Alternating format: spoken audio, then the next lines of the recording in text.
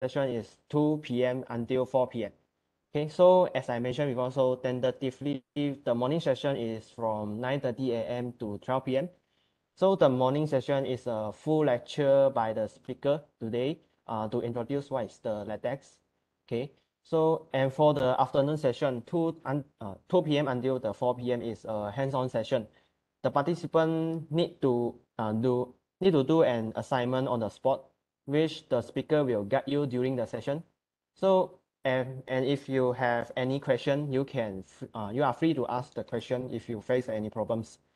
Okay, so for your information, the second session maybe will let or end earlier, depending on the number of the question that participant ask during the second session. So however, if the second session will end late, we will release the feedback form in the chat box and WhatsApp group for those who need to leave on time lah.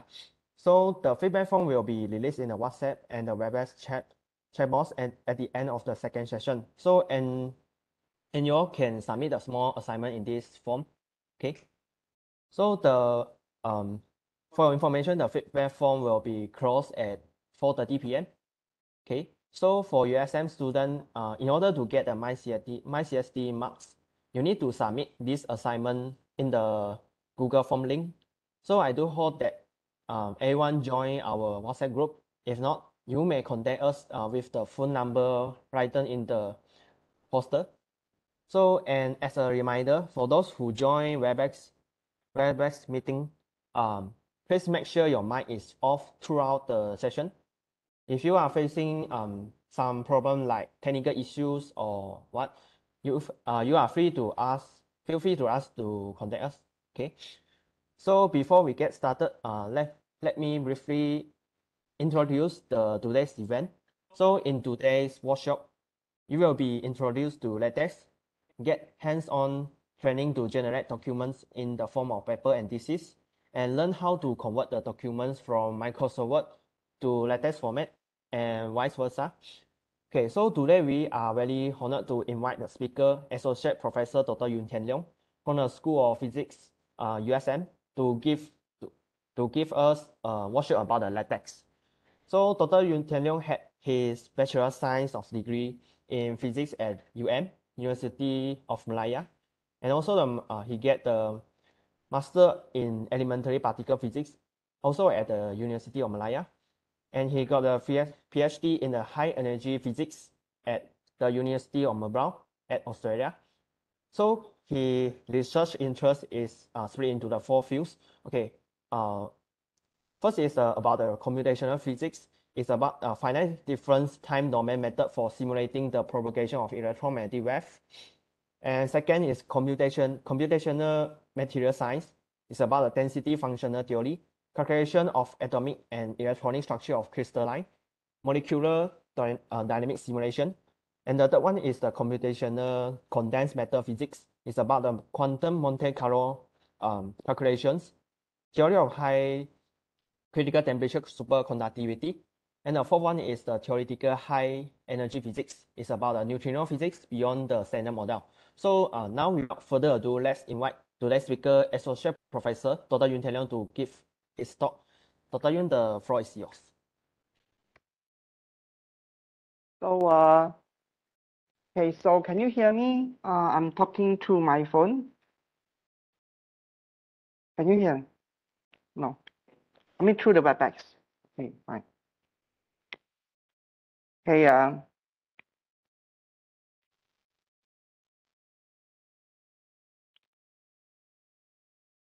so good morning, everybody. So my name is Yoon. Just call me Yoon.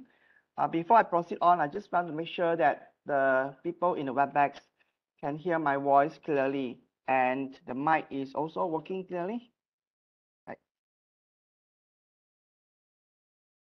Okay, so I'll sit here for a moment just to begin the lecture. So I'm a bit surprised that I got so many students. I thought that any non-zero participant would be considered an achievement this morning, because LaTeX is not really a very popular software these days. But somehow people just join this probably because of the CPD mark or for some reasons, okay?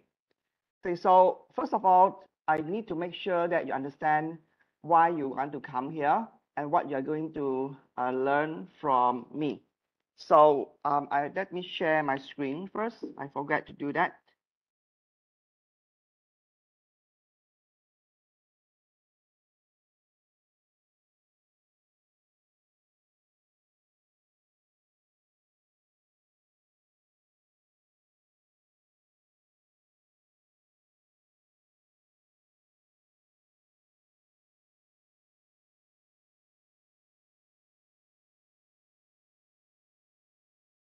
Okay, so this is the slide, and you see my head floating on the left-hand corner of the slides. So anyone know what LaTeX is? What is it for? Mostly you know some of it. Maybe you don't know exactly what it is, but it is to be mentioned and explained later on in this part of the lecture. So I give you a very general situation, a general what we call I'll give you a general introduction of what LaTeX is, and I make some comparison with other software that you usually use. So you usually use what you call Word, right? Microsoft Word is the document processing package that most people use for writing their documents. LaTeX is an alternative to that process. So before we begin, you should click on this link. Then you'll be landing on a shared web page, a shared drive, where I have prepared all the relevant documents for today's lecture. So all of these are zipped into the LaTeX 200 RAR file. You can just download this, then you won't be needing to download all the content because it's kind of difficult to download, say, for example, a folder to your computer. You can just download this LaTeX RAR, then you unzip it. You'll be landing on a content that is similar to this, so that you can just click into any of this folder, which contain all the required materials for today's workshop. So that is the first thing I need you to do. Your computer has to be connected online. Then you also need the computer. So the computer need to be online so that later on when you compile the LaTeX, it should be automatically go to the internet to download any packages that is not yet installed.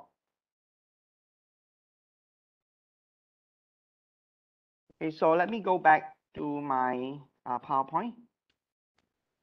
The first thing that always do when in the beginning of LaTeX workshop is to how to pronounce this LaTeX correctly.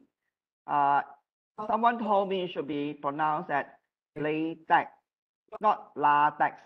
Latex is the rubber, synthetic rubber or natural rubber. But LaTX, it should be pronounced as LaTeX. And in the way how LaTeX is written is kind of different than the correct way of. So let me call out the snip. I just want to write on something. Okay, so the way how you write this is not LaTeX. Right? So this is not the correct way of writing. I think it should be written as LaTeX. Yeah. Okay, so that is the correct way of writing, and it should be pronounced as LaTeX. So the X should not be pronounced as X, but it should be pronounced as a K. Right? So it's la, but not lay.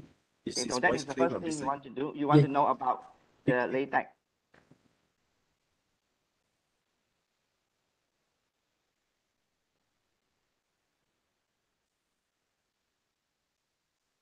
Now, before I begin on, just to give you a general idea of what you do when you prepare a document. So of course, a document contains content.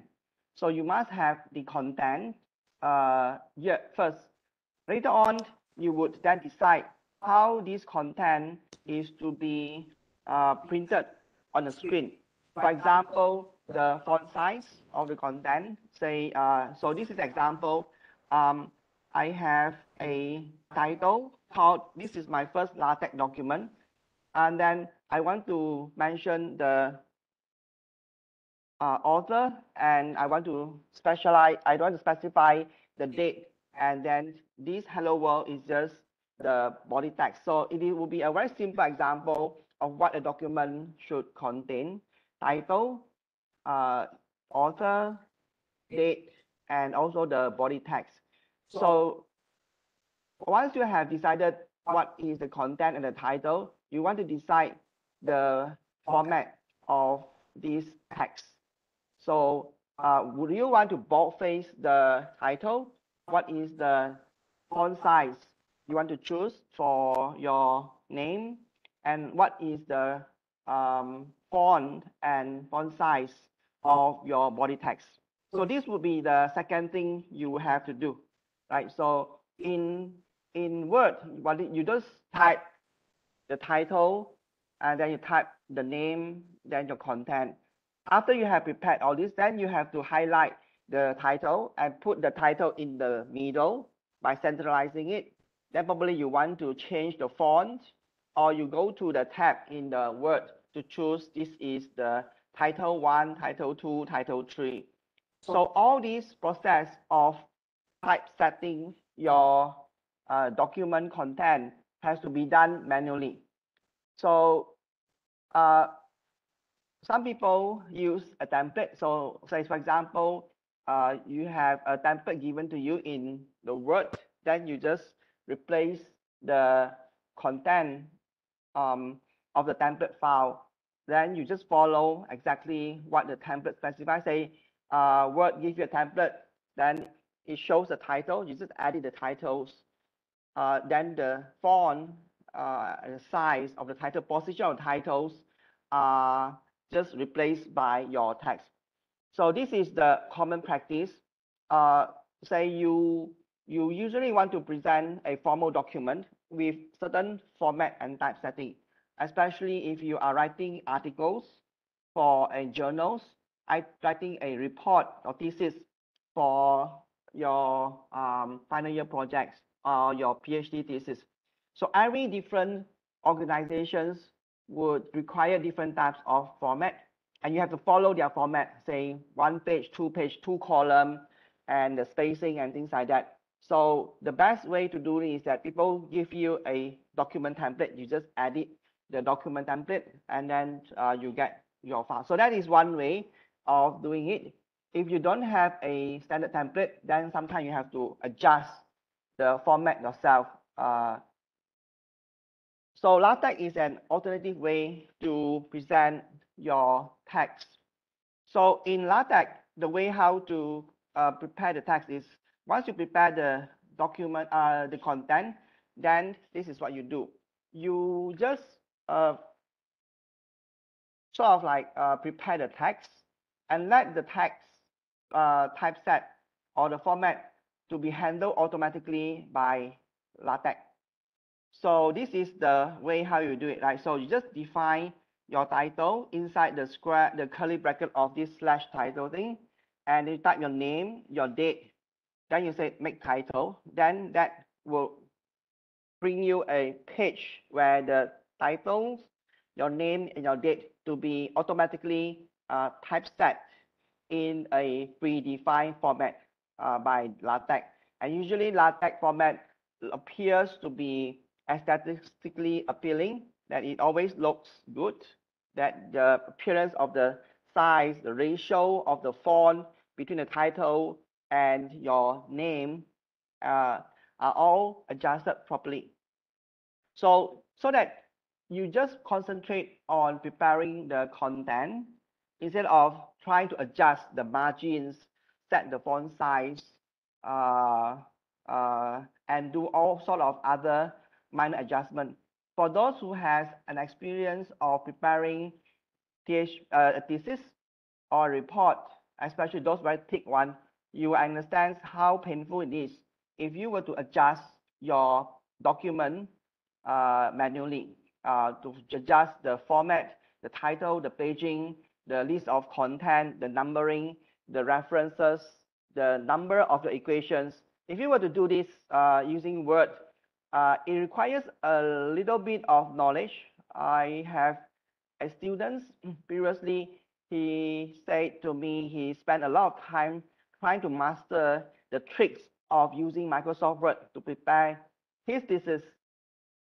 And it is not that simple, right? For example, you want to add the list of content, you want to add in the references, and you want to set the margins. You want to make sure that the figures is always placed on the top of a page instead of at the bottom of the page.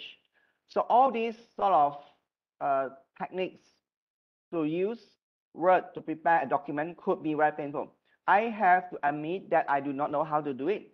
So every time I use Word to prepare a very big document, I always run into trouble. The figures will always out of the location where it's set to be. You fix it here, and it looks very nice. You save it, you close it. Next time when you open it, you do some small minor editing to the document. Then you find that the figures will just go to elsewhere. Just to tell you that if you were to use Word to prepare a very lengthy document, you would always run into trouble. Seldom you have a trouble-free experience of using Word. But using LaTeX, it saves you all the trouble of setting your documents in a proper way. You just concentrate on the text and the content. Just key in the text and the content. You don't care really how to put the figure because it's handled by a package. So inside the package, you just specify, I want to have my figure. This is the name of my figure, and this is a file. Then you press button, then LaTeX will give you a PDF document that always give you a very nice looking document. Okay, so that is what you come here for, to learn how to use this old-fashioned LaTeX method to prepare documents, especially scientific documents where you have a lot of details that is not found in just a simple text document. Say you are social science people, the most complicated document you have would be just one or two simple graph, a table. If you are just a literature people who write only text or stories, so your document only contains text. But for scientific articles, it contains a lot of information. You have to put in your URL, your affiliations, the references, the numbering of the equations, the list of table, list of content, and many other things. For example, sometimes you need to have 2 columns in the documents. So it would be much more convenient to use LaTeX for preparing a scientific document than using Word. But this contrast was quite serious in the olden day, maybe like 10 or 20 years ago, before Word become very improved. So in the olden days, Microsoft Word was really bad. When I prepared my thesis using Microsoft Word, for my thesis, it was really a bad experience. But after many years, in the recent years, I think after 2010, Words become well modified. Then it become much better than the previous version in preparing the thesis. Yet there's still a lot of technical glitch you will experience if you use Word to prepare your thesis. You have to, say, for example, know a lot of tricks that is not mentioned. Say, if you want to use Word to prepare a lot of equations where the equation has to be placed in the proper location with a proper numbering, that is not as simple, right? In words, even though it has been improved a lot. So recent years, there is less advantage of using LaTeX because of the advancement in Word. But Word is still an existing program that is loved by many people. For those people who has used Word before and has been using Word, you get sort of like addicted to LaTeX. So when you compile your document with Word, you press button, you get the document PDF, you find some kind of satisfactions, and you keep on using it. That is what happened to me. Okay, so now I'm going to share with you how to LaTeX your document. So these are all the references that you may need. You click on this, then you will land on the link that is placed here. I purposely like this document, LaTeX second version, 1994 one, and there's this the latest version also. I think the second version and the first version. So this guy, Leslie Lamport, is a very famous computer scientist. So he wrote this book in about 1994, and I use it for my own references when I prepare my thesis many years ago. So that time, internet was not as advanced. We have to look at the hard copy LaTeX book like this one. I use it to learn how to do the LaTeX. That's why I show the link to this document here, because it has some kind of nostalgic value to me for this book. So then you have to, so these are also another references you would want to have, especially the references like this one. I think this is a first full list of LaTeX document. So it is a list, it's not found here, but you can find this in the share folder. I think this is the one that I'm talking about. It is this document, you click on it, it's a LaTeX symbol. It's a PDF document that shows you a list of commands that you would require when you use LaTeX, right? So these are the document that I will use whenever I need to refer to some symbols written in LaTeX.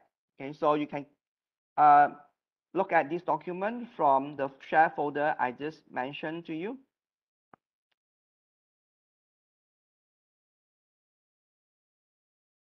So the first thing you want to do is to install LaTeX in your laptop. If you have not done that, please do so. You download the installation package online.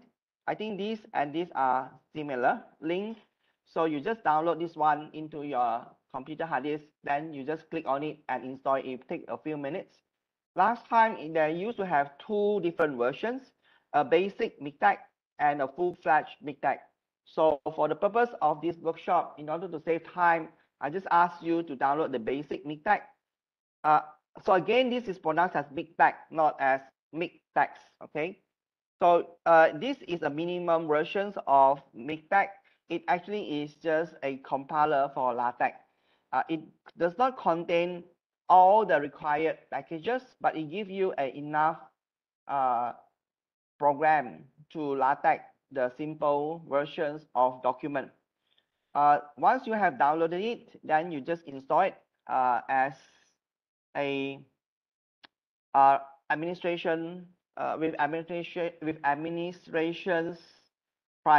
privilege.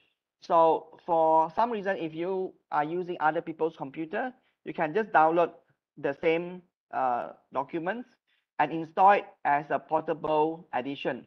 So you use the same package to install LaTeX either as a portable version or as one that is installed in your computer. If you own the computer and has the privilege to install a program. Last time we have the same LaTeX in this lab. People cannot modify the or install a program in the current computer. So they are asked to install a portable version. So the portable versions, it has to be installed following some instruction. I think you just have to download the file, and then when you install, you just have to change the name of the directory. Or sorry, you just change the name of this installer into portable editions. Then by changing the name, it will be automatically installed as a portable edition. So when it's installed as a portable edition, next time when you reopen or when you start your MikTeX again, all the previous packages may gone. Then you have to wait for another round to install the packages required. So I would encourage you to install this. I hope that most of you have already done that. If you have not, then please do it now. I think you should be able to do it at the background. After 5 minutes, you should have been able to install and download and install the MikTeX. So once the MikTeX is installed, just launch it, right? So you just launch MikTeX. Then you just press the button, enter, then it's launched. So you wait for a while to launch it. So that's how it's launched. So I've launched my MikTeX. Then you need an editor. So the editor is associated with the MikTeX. So it's called TextWork. TextWork. So you press on the TextWork icon, then the TextWork would be launched. TextWork is the editor for you to prepare your document. So this is the TextWork document, what you call a TextWork word editor. So I hope that you understand what you mean by editor. Editor is just like your WordPad or your Notepad or your Microsoft Word. It is just a software where you can prepare or type in some document. Then TextWork is specially designed for working with LaTeX. Right? It has this button. You just prepare your document. You press the button. The documents prepared will then be compiled. If everything goes correctly, it will be compiled, and then it will give you a PDF file as a result. Last times, you can also prepare your LaTeX source document in any other word editor, say your WordPad. Then you have to compile the LaTeX program using some command line in your in a command line environment. So that is also possible, but we are not going to do it. You just prepare your document here, then you press this button, you get your program run easily. So that is the thing that you should do if you have not installed the MikTeX. Okay, so let me go back to my PowerPoint and continue with the lecture. Okay, so let me close this first.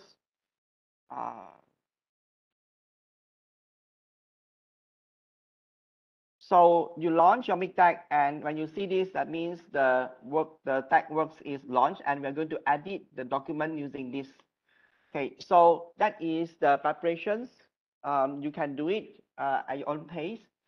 Install MikTeX, launch it, and then call out the TextWorks.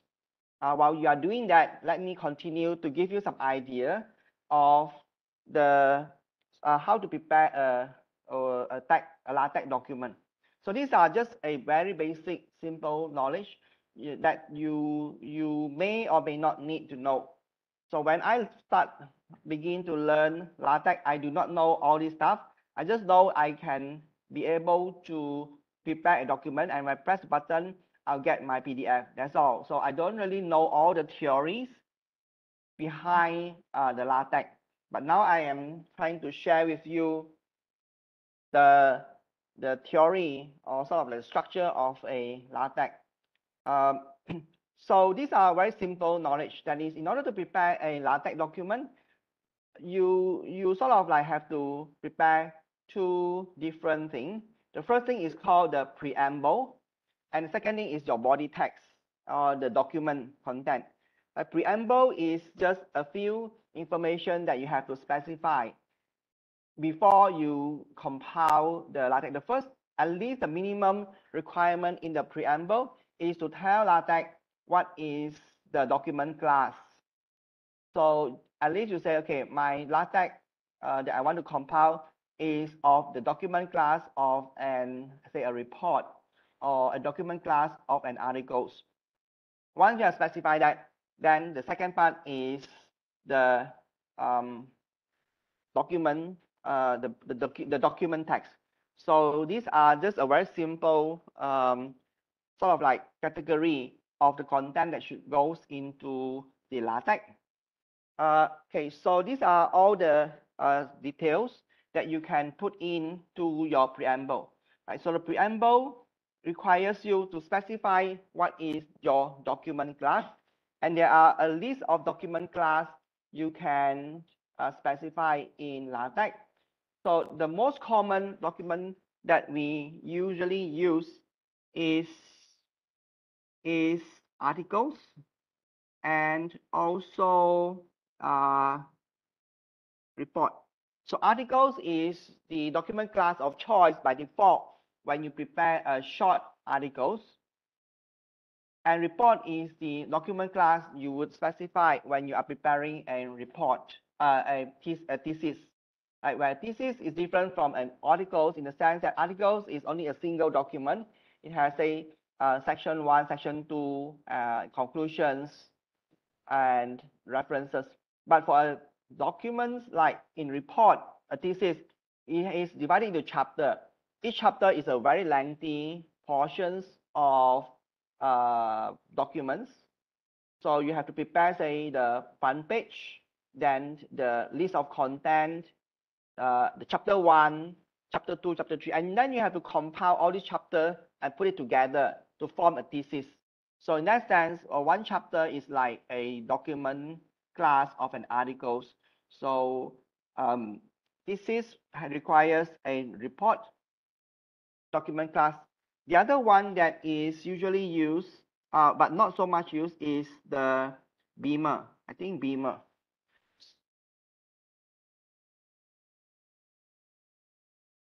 Beamer is to be used for prepare, not this like what this is like Beamer. So Beamer is usually used when you want to use LaTeX to prepare a slide. Again, it's not as popular nowadays because PowerPoint has become very versatile. So people prefer to use PowerPoint to prepare their presentation. In the olden days, you can prepare a Beamer file, LaTeX. So you use LaTeX, then LaTeX will convert your presentation in the form of a PDF. So you have a PDF file, then you can display it as like a presentation. You can highlight it, then you can have a link. So that are the three different common document class that you would usually specify. And for each document class, you have to, for each of the document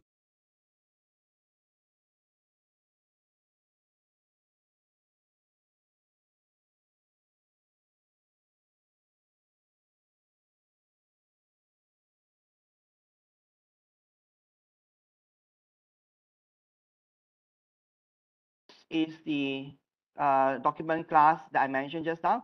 It is specified in a curly bracket. So you can also include, this is the options. So the option usually comes in the form of the font size. That is usually the most common thing you have for your document class. The document class of articles with the point. So 11-point font, 12-point fonts. Then the other content that should go into the options of document class is the paper size. So it's A4 paper. If you do not specify A4 paper in your options, then LaTeX will prepare a document that is of the font size of the size of I think is of a letter by default. So that is what you need to do. Usually when you prepare our documents, specify document class, 12 points, A4 paper, and then specified as an articles. So that is the minimum thing that you would usually do in your preamble. Once the preamble is specified, then you can begin your LaTeX, preparing the content of your. So these are all the details of the options you can specify in your LaTeX. So usually it is a font size that matters, A4 paper that matters.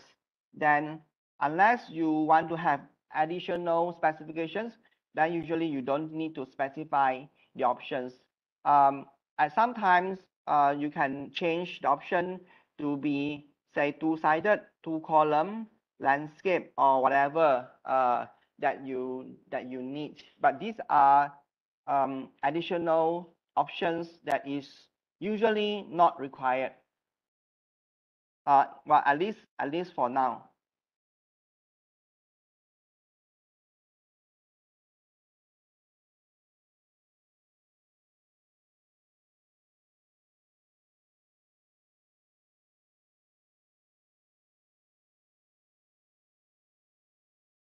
Okay.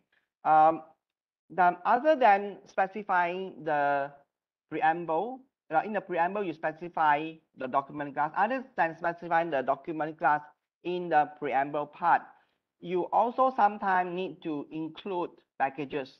So by default, you don't need to include the packages if your document that you want to prepare are of minimum requirement. Say you don't have any requirement to include any figure, or you say my document would not need to include any URL link.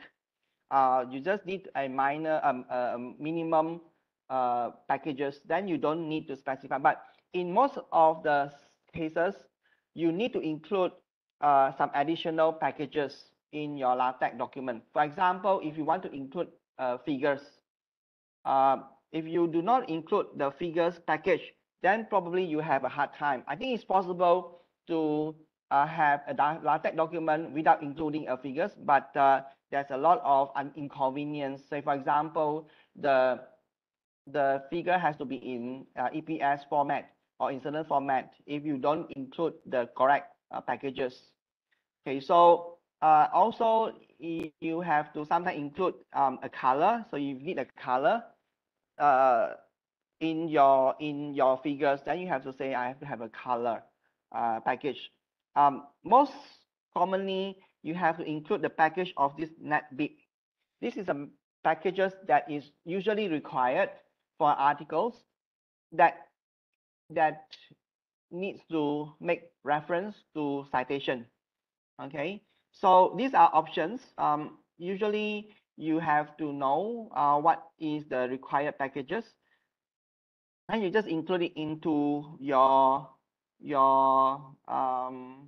LaTeX preamble. So this is a very simple example of a preamble. It includes only the preamble only contain the document class as an article. It didn't specify what is the font size, and it didn't specify the paper, but it's using the default if you don't specify it.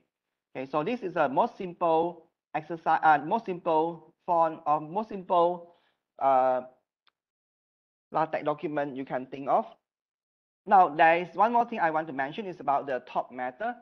A document usually has, I mentioned, a title, a name, or affiliations, date.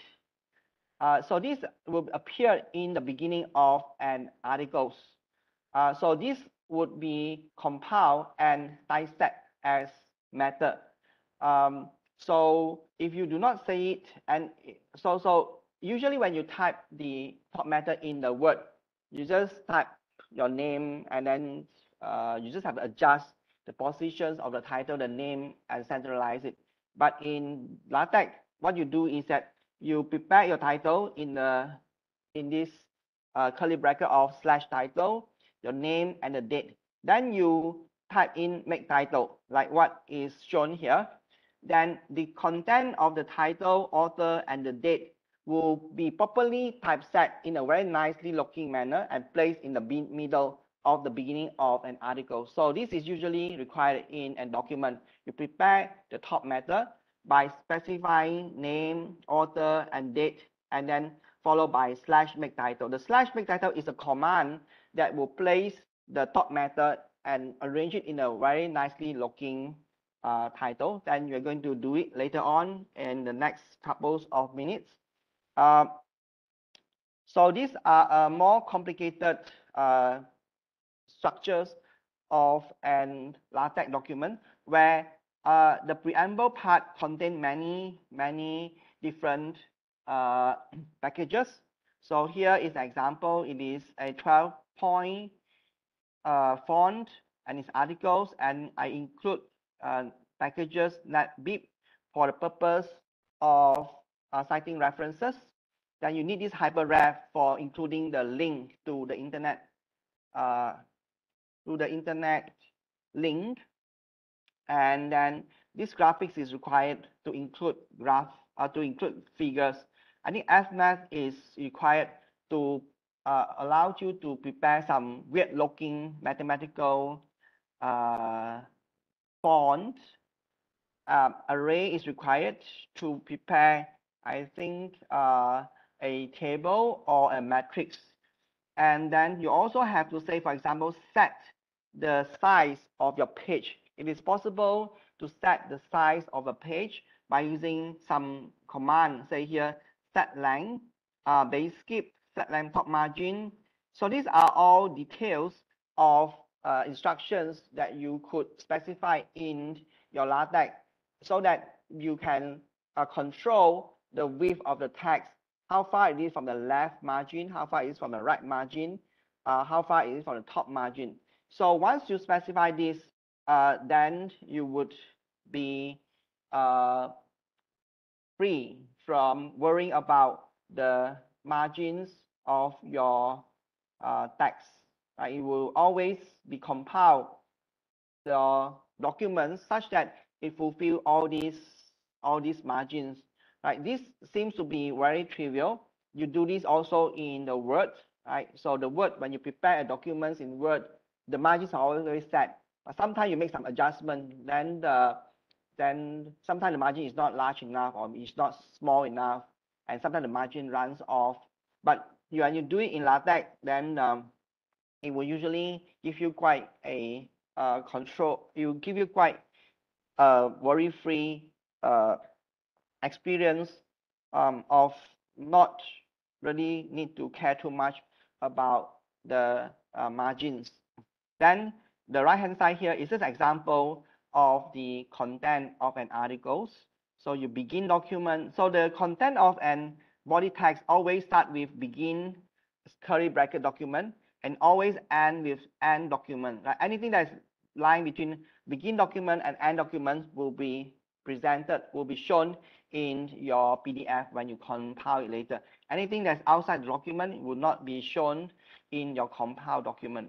Okay, so this is just a very simple example. You specify your top matter, the title, author, and the date. Then you have this double slash, which I'll explain later on. Double slash means you separate this line name from the association of these affiliation schools of physics USM in the next line. So slash slash double slash means you terminate the current line and move on to the next line.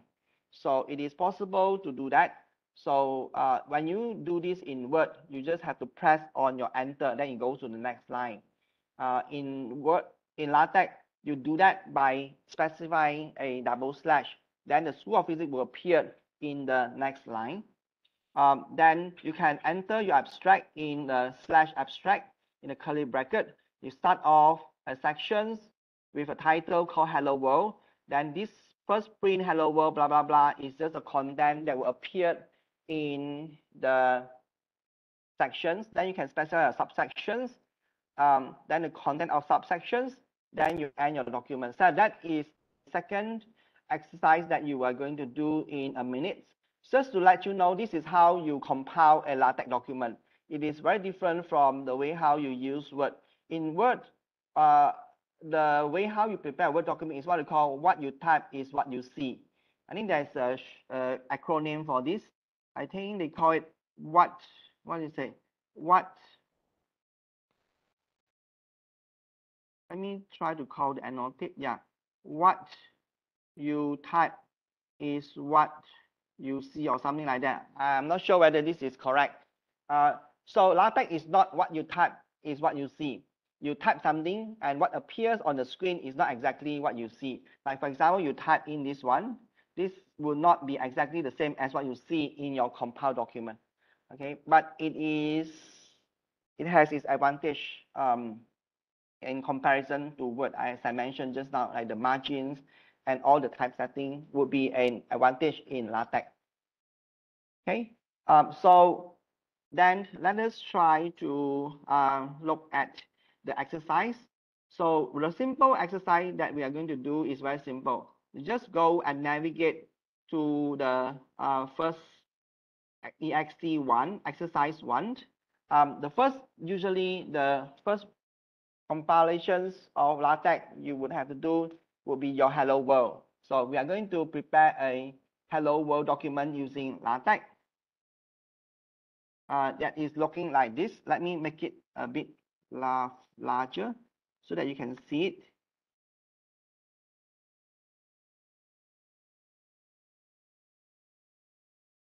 Okay, so first you mention document class as an articles. You begin document, end document. This is your title, author, and date. Then you mention make title. This will make these three front matter to appear in the front page as a title. Then you see hello world. So just click on this. It will do this, right? If you click on this, it will try to call out PDF LaTeX, which is a process of compiling the LaTeX source file into an PDF. And if there is a need to compile the references, it will do it. So BibTeX here refers to compilations of the references in case you have. And this make index, I do not know what it is. I think probably it is creating the numbering in your document. Say, for example, you have number 1, number 2, or you have references to your title. That maybe is what the make index is for. But you have a few choice. Usually you don't touch it, right? You just use the default choice, then you press the button. It will compile your source file. So this is what we call a LaTeX source file. It is kept in the format of TEX. So this is a TEX document.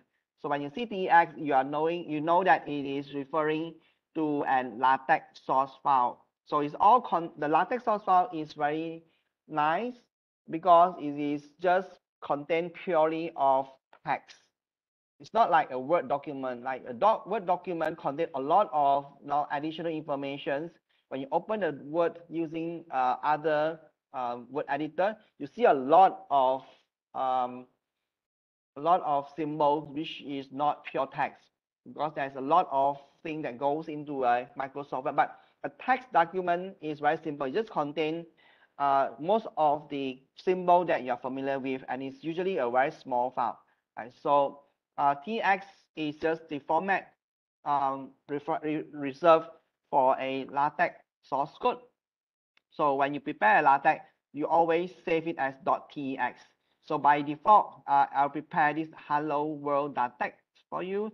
You just press on this, then it takes some time to compile. And for those people who first install your MikTeX Basic, you may or may not get your compilation produced immediately. I cannot repeat the experience here because when I prepared for this course, I've tried all the compilations of the LaTeX, and it would usually find the compilations. So it would usually, when you first run the LaTeX compilations or compilations, most of the chance is that the LaTeX that you download for the first time, the MeTech basic versions, do not contain enough packages for you to do it, then it has to go online to search for the required packages. So when I press this, it just takes a second, and then you can see that in the process of compilation, it shows you some transitional processes, what it's doing. Now, in case the compilations find not enough packages, it will stop there for a while, go online to fetch for the file and come back. And then if it's finished, then the warning sign will just gone off, and you are automatically launched and shown with the PDF that is compiled from your Word document. So this is the result of the compilations, right? So the title, the name, and the date, and then this is hello world. So say if you do not, let us do some simple experiment on this document and see what will happen. Okay, so I put one side here and then put the tag here. So this is the results of my compilations. So let's say I do not mention a date, right? And see what would it give, what it will give me. So I would want to comment out the date and just do an experiment and see would I get the date printed. In order to do that, you have to comment it. So the command in LaTeX is what I call can be done by just include the string sign. Right? So you just put a string sign in front of a line, then the line of date will be ignored. Then let's just compile again. I press on the button, and then I got the same thing. No, it's not the case because yeah, so I compile it without specifying the date explicitly, and you see that the date that is shown is the date of today, right? So this is the features in LaTeX. Either you specify the date of your preparations for this document, or if you don't, then the date will be printed out automatically. And this hello world appears here. And if you want a second line, you can just edit this. Okay, so this is additional content. So you can always do that, content. Then you just compile it again. Then you see that the additional content is appended to the end of hello world. Then you can always try to bring down this by saying print this line in print this is additional content in the next line after hello world. So you can do that by using double slash and you compile it. Then you should see that the second line is brought down to the next line. Let me open this and make it larger.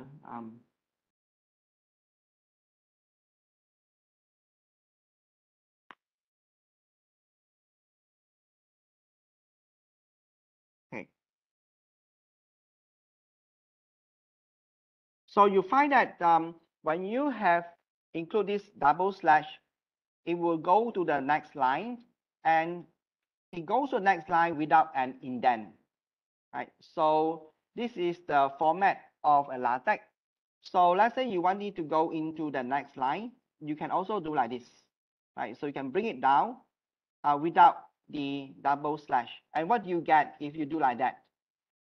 What is the output when you prepare hello world, press and return, go to here. So let's try it out. You get what? Yeah, you get the two line to be on the same line. So this would not be separated even though you type hello world and this is additional content in two separate lines in your compiler, right? So in Word, if you type hello world and this is additional content, these two will be appearing on the two different lines. But in LaTeX, no, right? It will be considered as on the same line. This hello world, and this is additional content will be considered as belonging to the same line if you do not separate it with a double slash, right? So you can try to do that again. You compile it, you get the same line. Now, if you really want to separate these two without using the double slash, what you can do is that you separate with one space. I think that will be separating the two lines successfully, I think. Yeah. So in order to separate two lines in LaTeX, you have to separate with an empty line like this. Okay. And when you do it like this, then the second line will appear as an non-indented line. So Word makes a distinction between lines that begins with an indent and non-indent. So I'm not sure whether you understand what you mean by indent or not indent. Indent means it's I-N-D-E-N-T. So if you have indent, that means the line will begin with a small space in the beginning, right? So by default, the first sentences in the first part of LaTeX by default appears as a line without intent, without indent. Right? So you see that here the hello world is stick to the left hand side. So if you prepare another line which is separated from the first line by a blank without saying anything, by default this line will also appear as a non-indented line.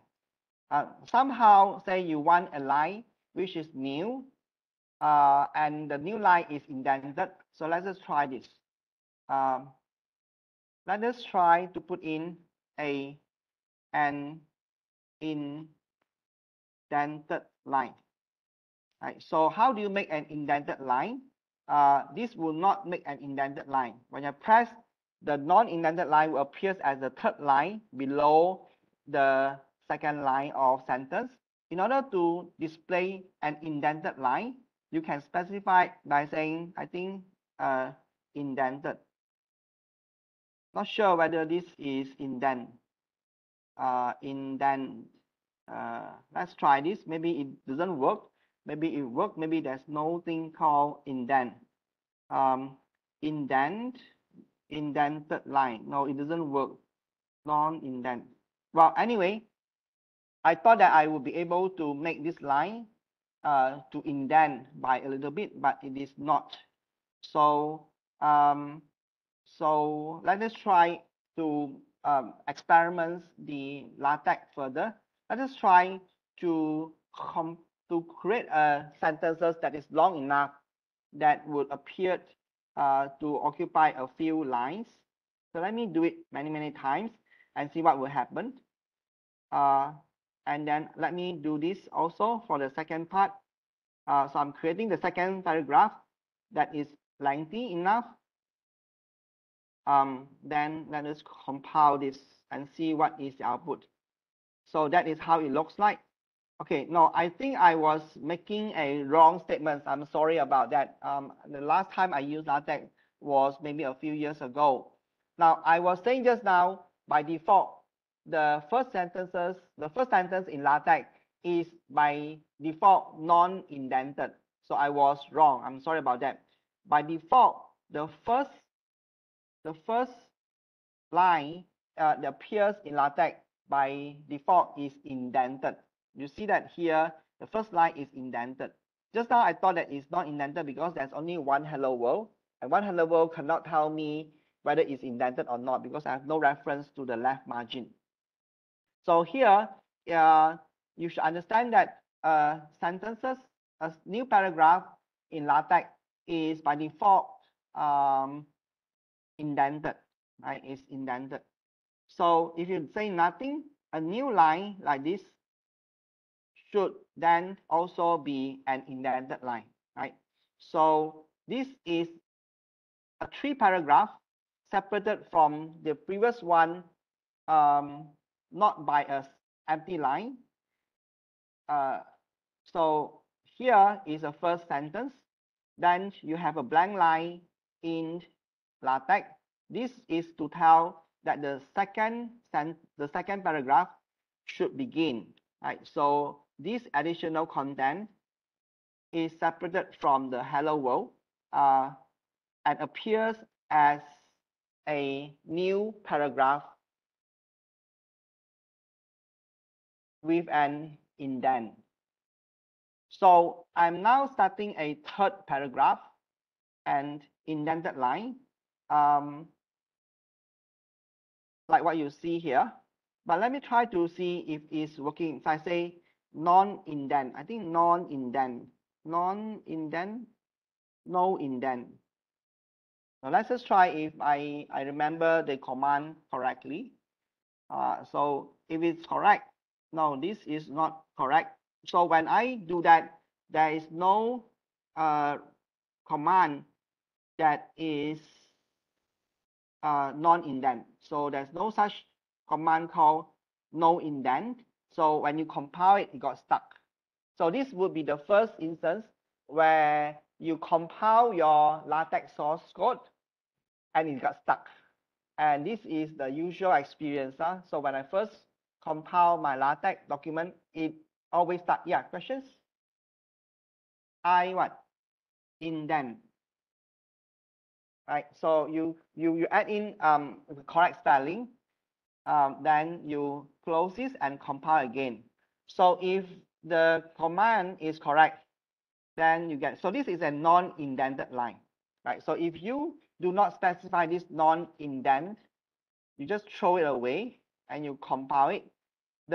This line, not an indented line, will be indented. So you can control your sentences, whether you should begin a new paragraph or not, by separating the paragraph with a blank line in the LaTeX source code.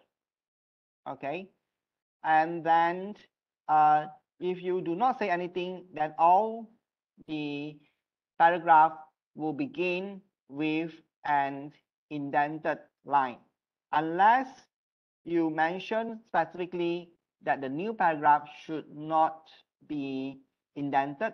Only then it will appear as non-indented. Right? So you can try to think of all sorts of scenarios, whether you want, say for example, there are some format in thesis that says only the first paragraph should be indented, then the second paragraph, third paragraph in a section should be non-indented. So that means you have to do the non-indent for any new paragraph manually in that case, right? So if you do not say anything, all the paragraph should be automatically appeared as an indented line, right? So this is just the first hello world. You can try to compile the exercise 1.1. Double click on this, then you have your 1.1 tag appearing in your word, in your tag. So this is the let me make it larger. So this is the content of an exercise 1.1, where it includes more packages. Now, when you press this for the first time, you may experience some glitch because your installations of LaTeX may not have all these packages. So when you click on it, you have to wait for the things for the LaTeX to go online. And you keep on asking you, it doesn't have this package. Do you want to download? So you will be prompted with an requirement to you just press yes, then it would download, and you may require say 20 packages. Then you have to wait for 20 times and say yes in order for it to complete download. So if, for example, it asks you to download some packages and you somehow forget and you say no, then the compilation will fail and it will not work. So you have to compile again by pressing this and accept all the requests to install new packages in your program. Only then you can successfully have your LaTeX compile properly, right? So having the trouble to troubleshoot the Microsoft, the LaTeX source code is part of your experience. There's no one would never have the freedom of not getting this trouble. You always have to troubleshoot. I have to do a lot of troubleshoot. In the olden days, the LaTeX usage is very difficult. There's no automatic go online download functions. Every time when you click on it, you stuck and it doesn't give you much information. Why is your LaTeX stuck? Then only you realize that it's stuck because it lack these packages, it lack that packages. And then you have to find out yourself what are the packages that is lacking. Then you have to go online to search it, download it, and put it into some proper locations. If you put the downloaded package in the wrong locations, then it will not work. Then you will have to struggle for the whole day just for the stupid problem of these compilations. But nowadays with the TechWorks, the missing packages would be downloaded automatically. It saves you a lot of time, but not always you can solve the problem. There are also many situations, even though the LaTeX try to download the missing packages automatically, you will still have problem. But the problem is much lesser than say 20 years ago. Okay, so that would be your exercise. So we take a break, not to break. I'll give you some times, maybe 5 or 10 minutes to go through the exercise 1. Then we'll continue with exercise 2 later, about a few minutes. Okay.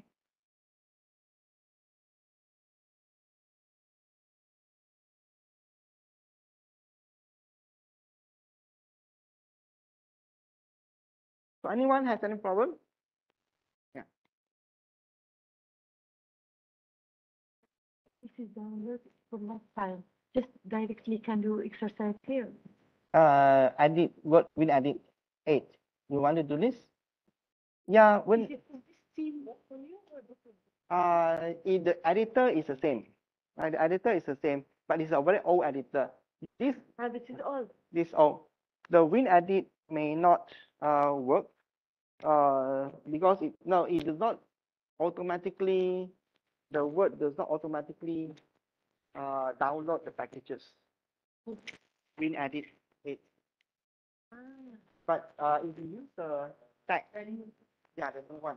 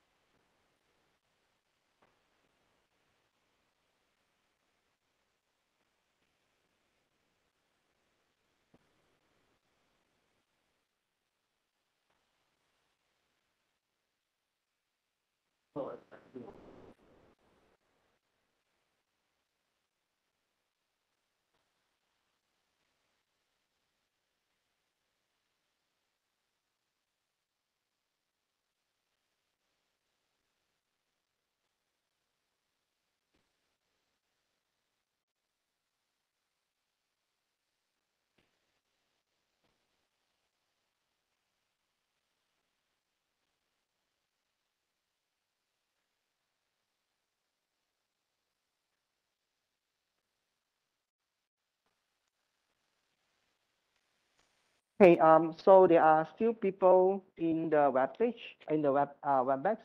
So we are here in the theory lab, trying to troubleshoot some problem. I suppose you have the same problem there in the Webex. So I could not attend to you physically. If you have questions, you may want to ask or anything in the chat box. I'll try to attend your questions online, right? But we are still in the lab trying to sort out, help out some participants to do this exercise.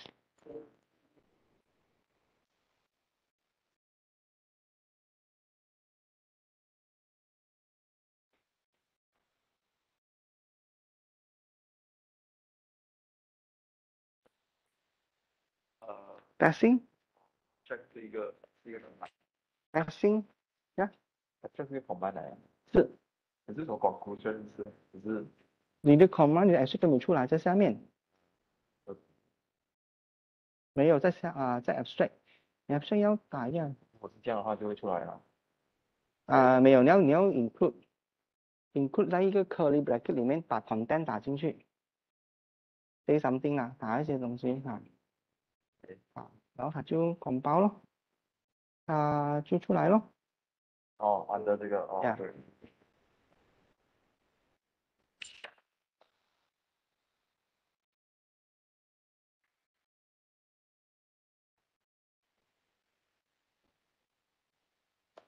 Then you don't need to go through just find the feedback. Okay. So most of you has able to download the LaTeX and run the exercise. Now at least you can run and compile and get the PDF. And you find that to do the exercise 1.1, you need to say yes to many requests for installing packages. So once you install and finish installing the packages, next time you do not need to install the package anymore.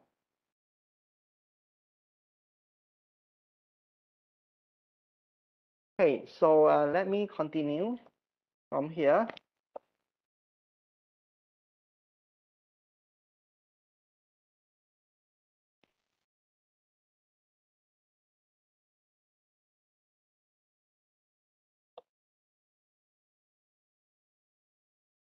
Okay, so you can hear me through the Webex? Can. Okay, so let us assume. So at least up to this stage, we have been able to download the content. You should, okay, let me repeat again in case you have lost it. So here you have a link in the beginning of your PDF. You download, you go to this link. So you launch into a share folder.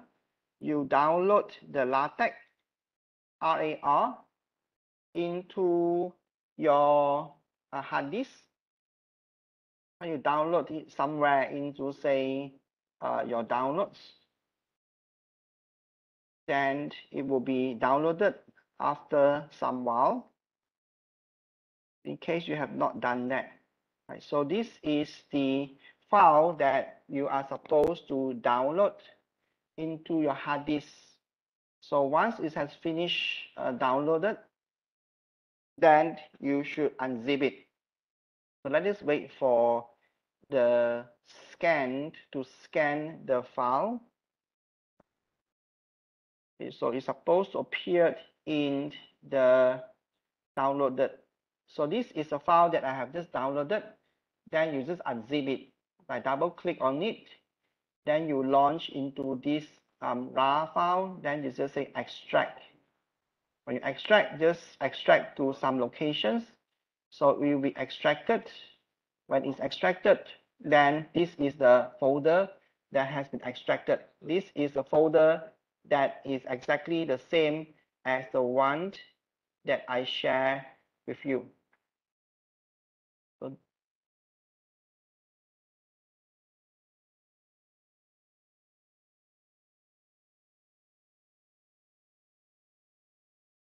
okay.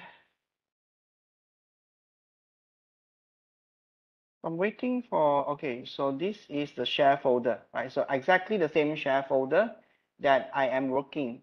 So that is how you download the whole LaTeX 2022. And now we are working in the first exercise. To double click on exe11, that is what you will see. Right? So this is what you will see in document. Let me try to navigate to my document. It is sometimes very annoying with the Webex. Okay, so this is a file I want to show you. Okay, so when you compile it, then you would get the PDF from these compilations.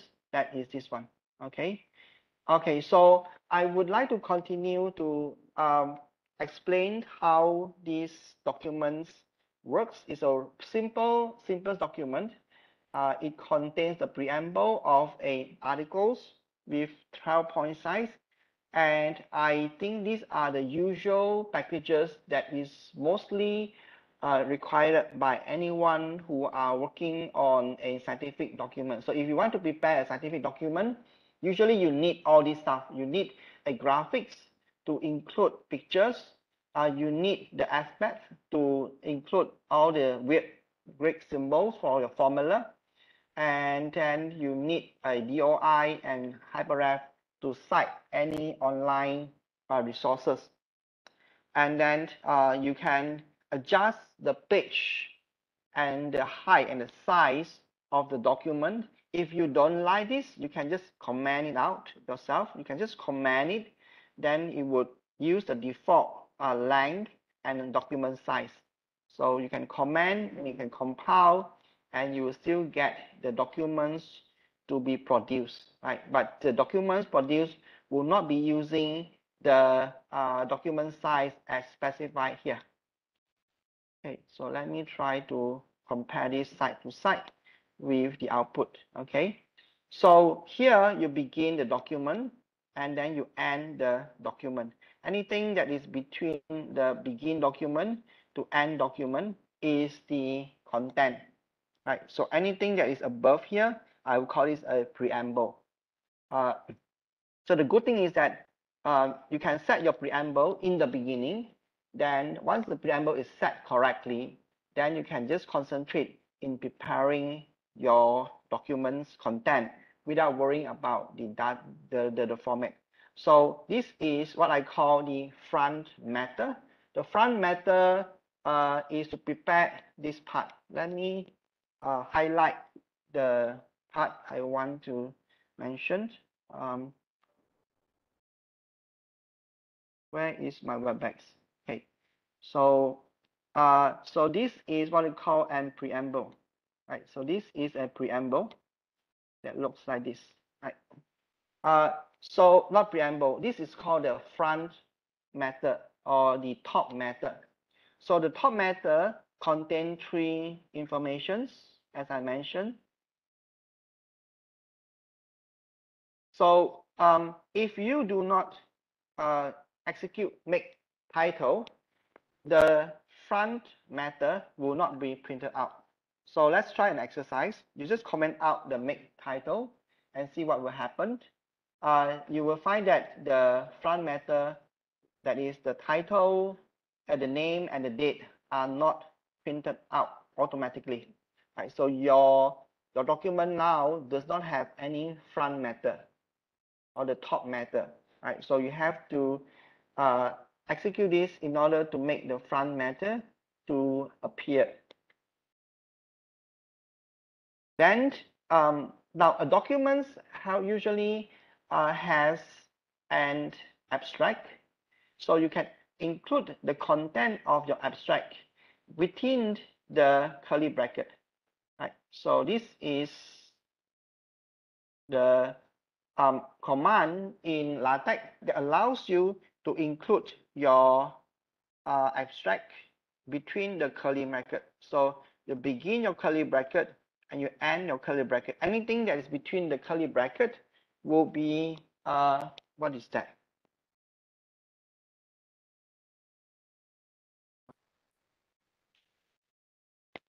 Then how is it your problem or is it my problem?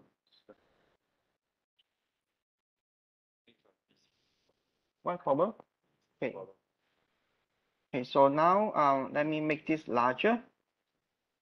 Okay, so the abstract, let us add something. Just say, just additional content to this and see what happened. So you compile this, then you find that the hash sign would not appear in the abstract because LaTeX do not understand what is meant by the hash sign. Right? So when you see this, LaTeX just do not know what it is. It only understands certain font. So maybe we just type something. Just type blah blah. Right? So you just make this blah blah to become larger. Okay, so now the content that goes into abstract is modified. And then you should see that this blah blah thing would appear in the abstract. Right? So that allows you to prepare an abstract content automatically. You do not need to worry where should you put your abstract. Sometimes you have this confusion of should I put abstract at the top left hand corner, or should I centralize the whole abstract, or should I not centralize the abstract? So that is all taken care of by just including the content of the abstract within /abstract with a curly bracket. Okay, and here, as I mentioned, if you slash it, double slash this line from my name, Yoon Tiem Leong, then the School of Physics USM would appear in the next line. So that is what happened here, Yoon Tiem Leong, and then it's separated from the next line, right? So you may sometimes have to include some additional content, say the email, and maybe some other information such as the address. Then we can do that, but probably we'll do it in the other exercises. Here we just want to go through another additional exercises, additional practice, that is to create a section. Right? So you just have to create a section with a title. Then this is the subsections. Then you just key in the title of the subsections and then the content of the subsections. Then you compile it and it will give you these documents.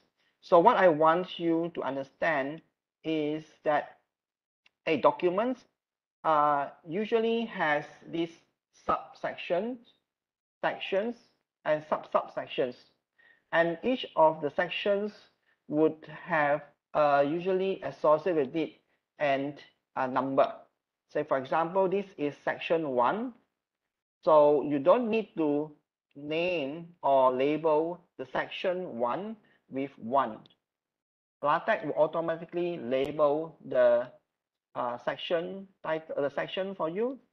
So if you have a subsection, then subsection is a section that is inside the sections.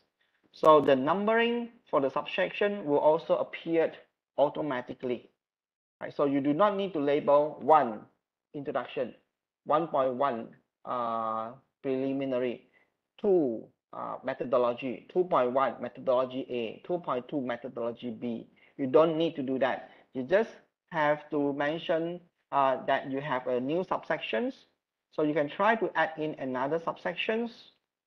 So another subsections, this is of another subsection. Then you just compile this. Then you have a new subsection appeared as 1.2 automatically. Right. So you should understand that it is actually very easy to prepare a subsections title in the LaTeX using the subsections functions and the section function. Okay, so the next thing I want to tell you is you can change the font in the you can change the font in a LaTeX by using a very simple command. Say TT hello world, right? So TT hello world here refers to the fact that you are asking LaTeX to print out the hello world font using typewriter font. So there are many other font as well in LaTeX. So this TT font will then actually appear as, let me see, would appear as hello world here, right? So this is a font which is different than the default font. I think this default font refers to, I think is a Times Roman.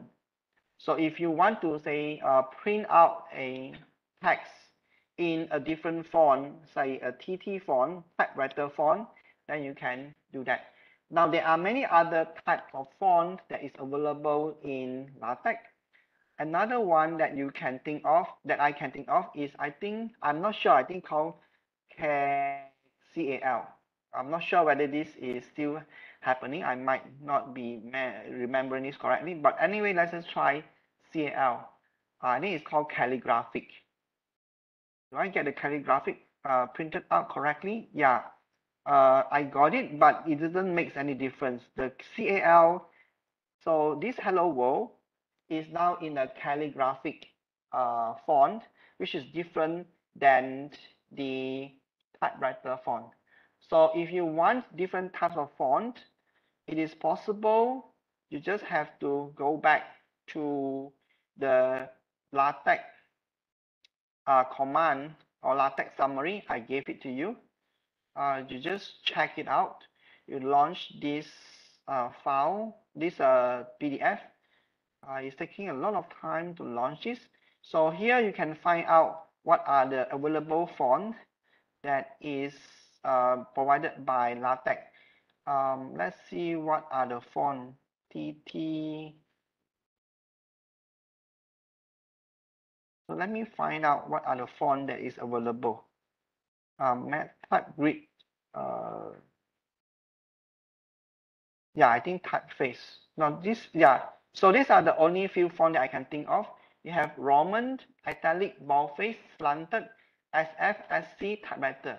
So the calligraphic font, I think it's happening somewhere. Let me try to find if there's a CAL upstairs. Maybe CAL is not really part of the default font. CAL, do I have a CAL here? Probably not. Yeah. So here I'm using this command called CAL. It produces a calligraphic letter, right, in bad mode. But if I'm using the calligraphic font in here, let me try. I think I have some problem with to navigate. So here, when I say calligraphic hello world, the font I get appears to be very different from the Roman font, because the calligraphic font is supposed to work in the math mode. So you have these options of typing your font in different type of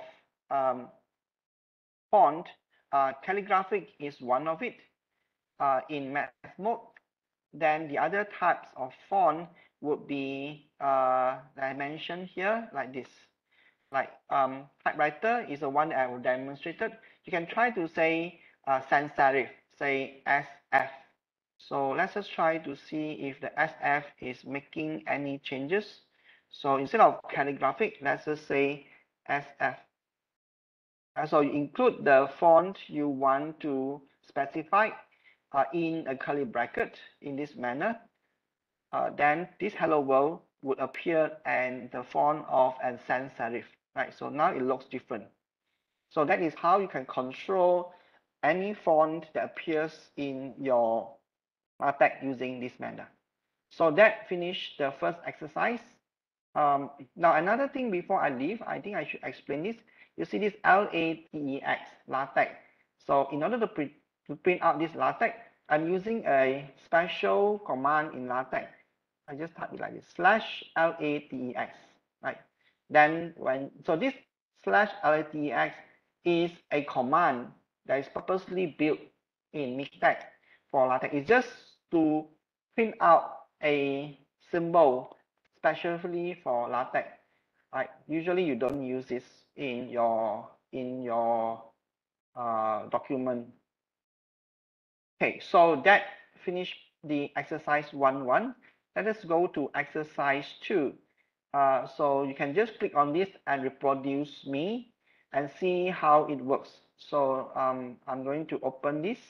Let me close all the other documents because there are too many documents that's making a lot of confusion to me.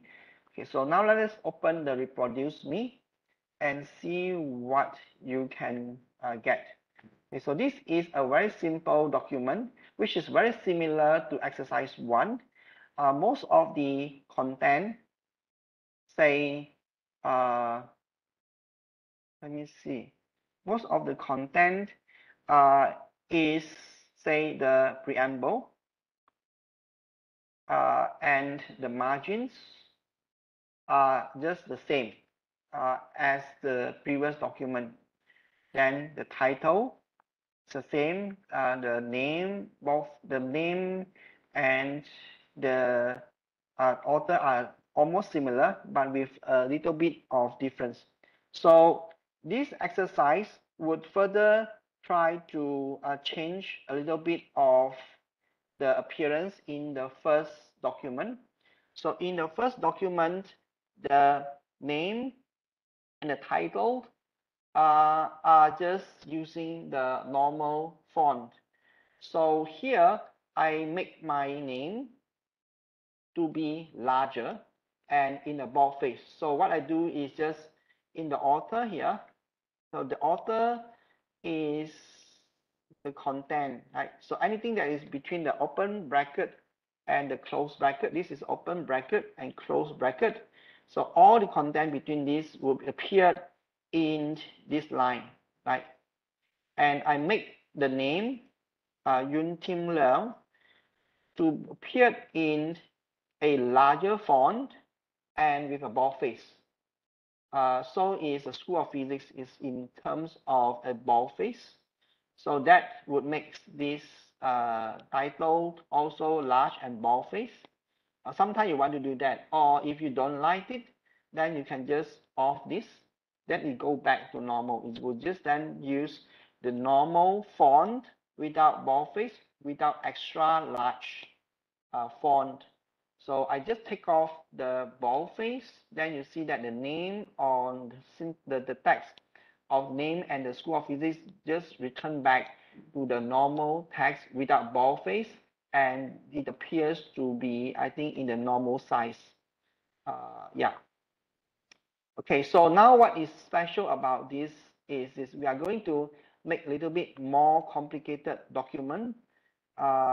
So say, for example, the documents here try to say print out this symbol // How do you print // in LaTeX? So in Word, in order to print out // you just say print // right? Okay, so let's just try to do this. Maybe I would then I would need a document, a blank document for me to work. So I'm going to open a new document. You can try this yourself or you don't need to. But when I open a new document, I would have to prepare all the preamble. So what I'm going to do is I'm going to copy and paste all the preamble and prepare all the things here before I use a new document. Right? So I just cut and paste all the required all those things that is not necessary. I just throw it away. I left only with my name, date. Maybe I don't do the date, and then I begin the document, and then has to end the document. So when I press the button, this will give me a blank document with only the name and the affiliations. But I have to save this, right? So I have to save it in some place before I can LaTeX it. So I just call this test. I just save it as, well, maybe example, or maybe just say working. Okay, so I'll save it in my hard disk as a working.txt, and it gives me error because I spelled document incorrectly, which often happen. MENT, then close this and open this again. So this time it should compile correctly to give me a document that contains only the title and the name, right, and the date. So now I'm going to edit this and to show you how to say do some simple preparation. So first of all, you can prepare a sections. Okay, sections. Okay, so say say blah blah. So this is a section that has a title called blah blah. Then you compile it, then you have to wait a while to see the first section title to appear. So it's blah blah. So inside the blah blah section, I'm going to show you how to print a slash slash. So this is what I want. I want to print a slash slash. Let me see. So this is the slash slash, not this one.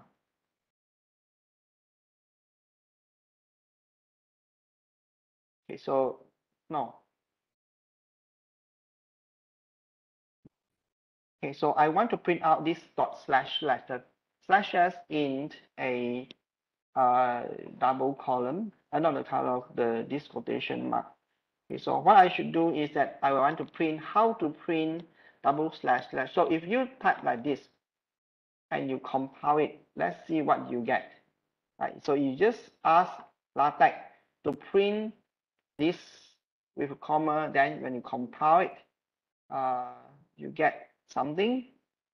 Do you get exactly what I want? No, you don't get. You get nothing. Right? How to print? Now you have a question mark and with the close sign like this. So not even the open quotation is being print out correctly. Okay, so what I want is to have this.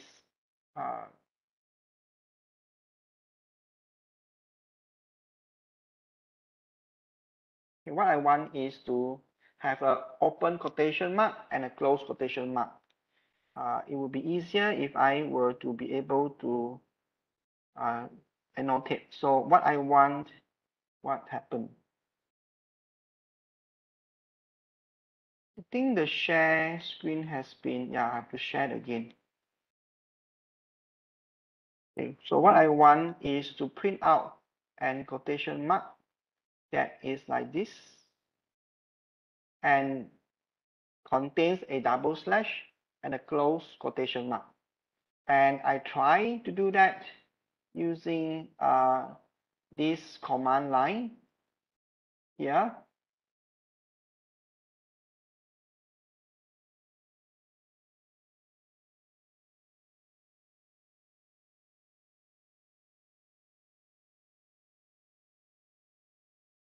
So I try to use this command line, not this one. I cannot navigate to my panel correctly. I'm sorry about that. Yeah. Okay. So the inverse quotation and the open quotation and the inverse, the open quotation and the close quotation and the double slash doesn't work. There are three things I want to print: the open quotations, double slash, and close quotation. What happened is that only the close quotations is correctly reproduced. Only this part is correctly reproduced. It is a close quotation. So how do I produce a correct statements? It's very simple. That is the open quotations in LaTeX. I think should be printed with this. If you want a double one, you should use this symbol that is sitting on the top left of your keypad. So this will produce an open quotation, double open quotation, and this is to be presented as like this. So you press 1, 2, this will present as a close quotation. So when I press a button, I would get this open quotation and close quotation to be shown correctly, but the double slash will not be shown correctly. So let us wait and see. Okay, so see, the open quotation is open correctly and the close quotation is open correctly. And what is not correct is that it appears that this open quotation and a question mark is sitting in the next row. It's sitting at the next row because LaTeX interpret this double slash as saying print it in the next line. So in order to print out a slash like this is called a backslash. So I think in LaTeX you should call this as slash backslash. This would print out a backslash sign if I'm correct. So I try to print out one backslash. No, it doesn't correctly reproduce it because the backslash is supposed to be a command, a math command. A math command has to be included in has to be sandwiched between two money sign. Now I'm going to explain this further before I proceed later on. So anyway, let me try to produce a backslash symbol using the math mode. Okay, so now you have a backslash sign correctly reproduced. If you need two, then you just have to, I think have to do this backslash and then backslash again within the money sign. That will produce two backslash. Yeah, this is the two backslash. But what happens if you want a slash that is like this? Yeah, this is the two backslash. Let's say if you want to have backslash that is like this, for example. Oops.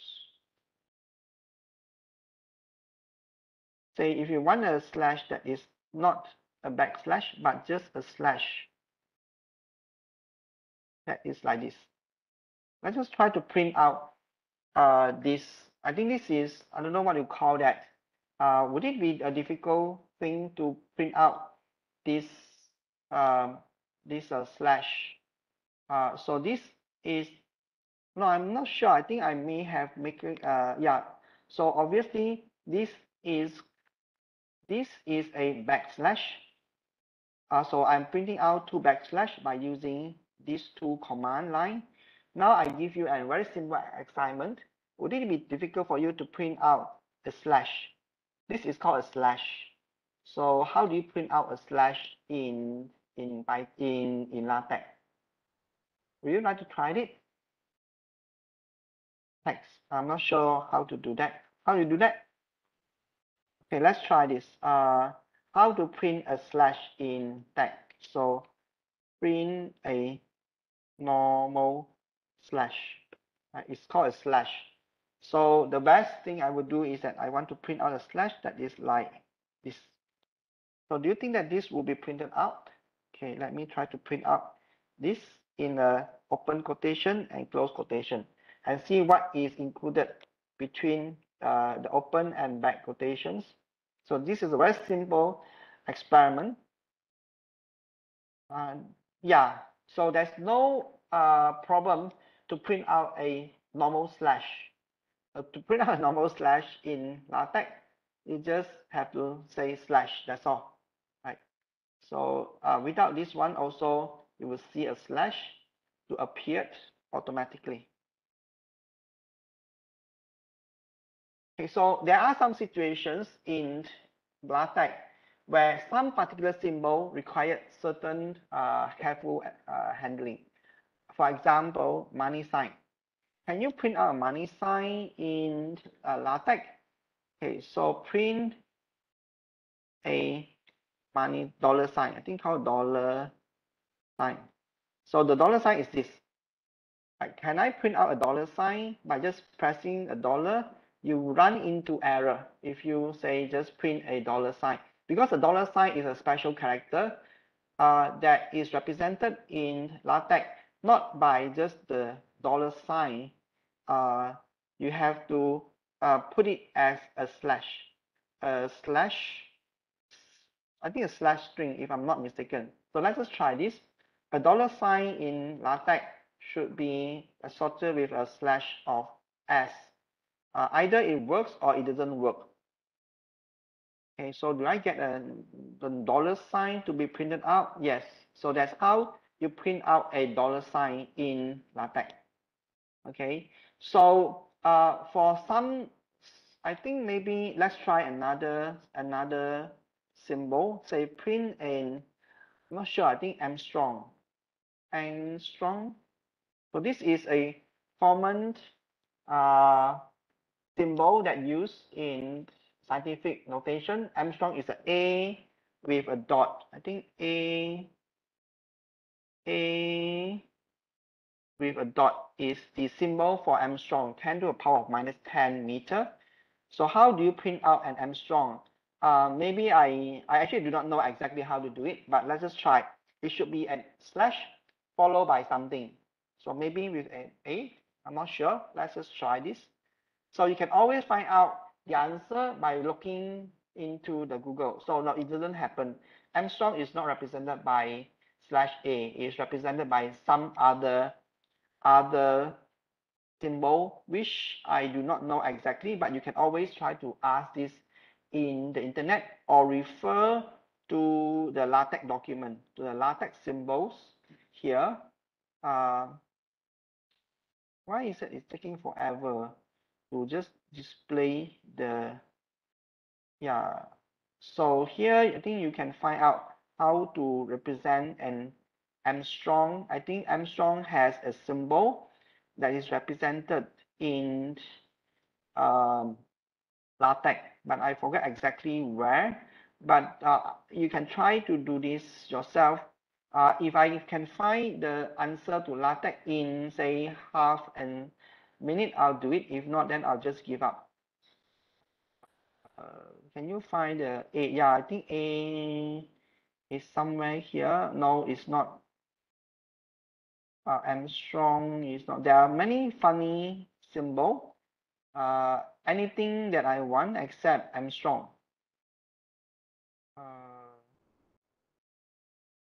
So maybe not. Yeah. Okay, so I'm going to give up very, very soon. The symbol for Armstrong. Or anyone can tell me what is a symbol for Armstrong? Slash A, double A. Yeah, slash AA. Yeah, I think it's slash AA. Okay, so thank you for telling me that. Slash AA. So slash AA. Yeah, slash AA.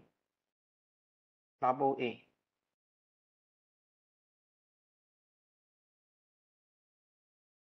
Okay, so slash AA will give you, so any symbol that you want it to print out, you can use this built-in symbol in LaTeX, but you have to refer to the right resources. Now, another thing I want to talk about is about this dollar sign. Since I already introduced the dollar sign, I might as well explain to you what dollar sign means. So the dollar sign is meant to be printing out the font in math mode. So basically, there are two types of mode, MODE in LaTeX. The normal text mode. So text mode, okay, TEXT, text mode, or in math mode.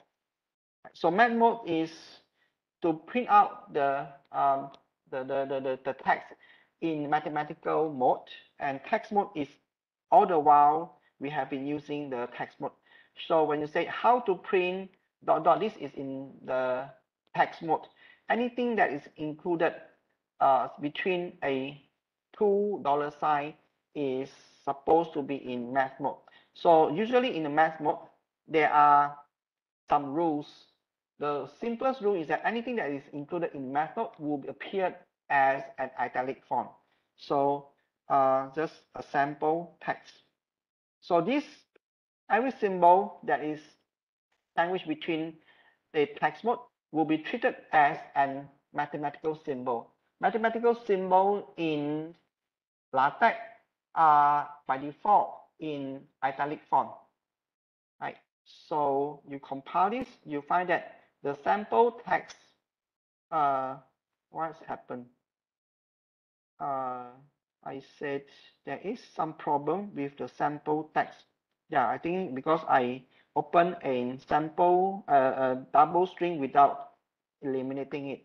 Okay, so the between the two double money sign, a dollar sign, it must not be empty. It must contain some content.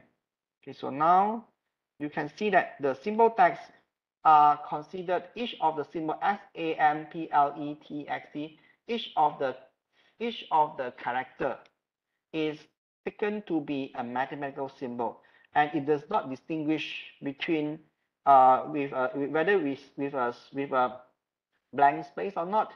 In the math mode, it will just ignore it, right? If you really want to have a blank space, then you have to specify it explicitly. I think by doing slash with a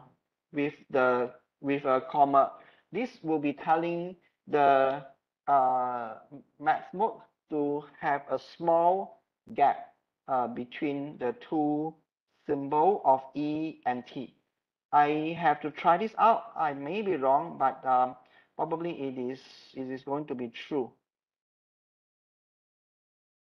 Yeah, so you can only separate the every character in the math mode by using a slash comma. Normally this is not done. Why is that so? Because when you type your script, or type your symbol in a math mode, you are actually referring to a formula. When you are referring to a formula, all the symbol in the formula will not be separated by a gap. Say for example, F equals to MA. So every symbol here will be treated as a symbol that represent a variable, which would be by default in a italic mode, and it would not be separated by any gap, even though there appears to be a gap in the formula. So F equals to MA will be like this. So let's say MA say plus B, and then the B is separated from C by another gap. So when it appears, you'll see F equals to MA plus B plus C, where B and C are not separated by any gap. So this would be in the text in a math mode. So the slash, the backslash, happen to be just a symbol in the math mode. There are many types of symbol in the math. For example, just example, say you could have, say, a summation sign, SUM, sum. So a summation sign in the math mode is represented by slash SUM. So a slash SUM represents a summation sign. So you can see how the summation sign looks like. Okay, so it looks like this, right? So in math mode, you always define the symbol, the mathematical symbol, whether it's a Greek or whether it is a Greek symbol or any special mathematical symbol such as summations or set or union or dot or open dot, or say for example and degree. I think a degree would be like this. I think CIRC. So this would represent CIRC will represent a circle of dot. It represents a circle of dot in the LaTeX.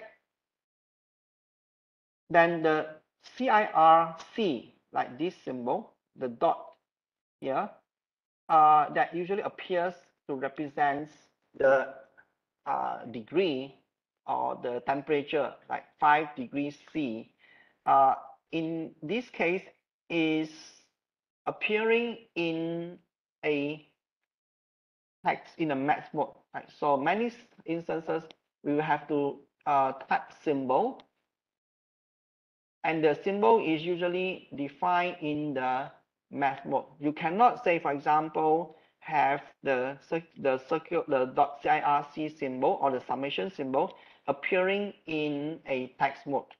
Right? So you have to distinguish between a text mode and a math. Most of the time, LaTeX is good for defining mathematical symbol in a math mode. We will have one exercise, I think exercise number 7, where we will have to explicitly deal with all the formula that is prepared in the math mode.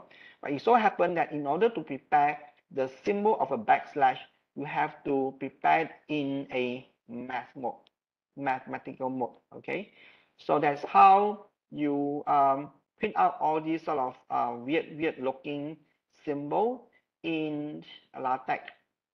So let's just go back, come back to this exercise, reproduce me. Okay, let me close this and go back to the reproduce me.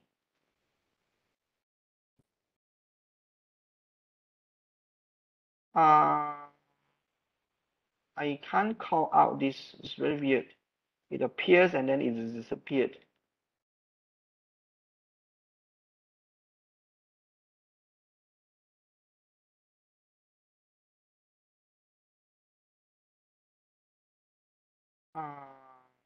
Okay, so there is some problem with my computer. It doesn't show up correctly in the way I want it. So I can't do anything. I don't know what to do with this. Just have to close it, okay, and open it again.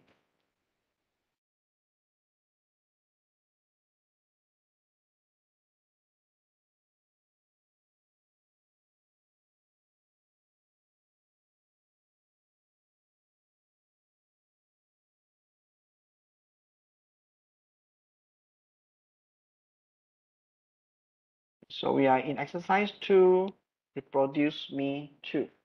So the idea is that I want to show you step by step how to produce the text that appears in document 2. So what I've done is I've shown you how to prepare with symbol like this, double slash. And for example, I also want to tell you a few commands that may be relevant. For example, if you have 2 lines of text, line of sentences, and you want to specify these 2 lines of sentences to be separated by some height. So you can use V space. So probably I would not do this V space here. Say for example here, you have so you have this line of formula. This is a line text. This is line of text. This line of text is not indented due to the command non-indent. So this line is provided by this sentence. Okay. So the next line is this, which is the second line here. So this line is produced by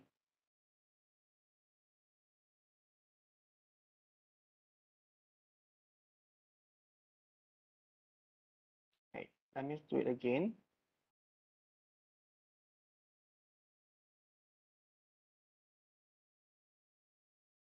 This line is produced by this statement. Okay, this line is produced by this statement. Right. So this statement is this.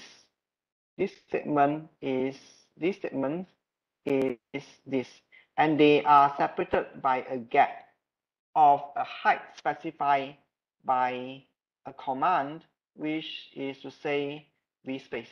Right. So this vspace, when you insert a vspace in a curly bracket of how many cm, say here is 1 cm, it means that this line will be separated from the next line by 1 cm.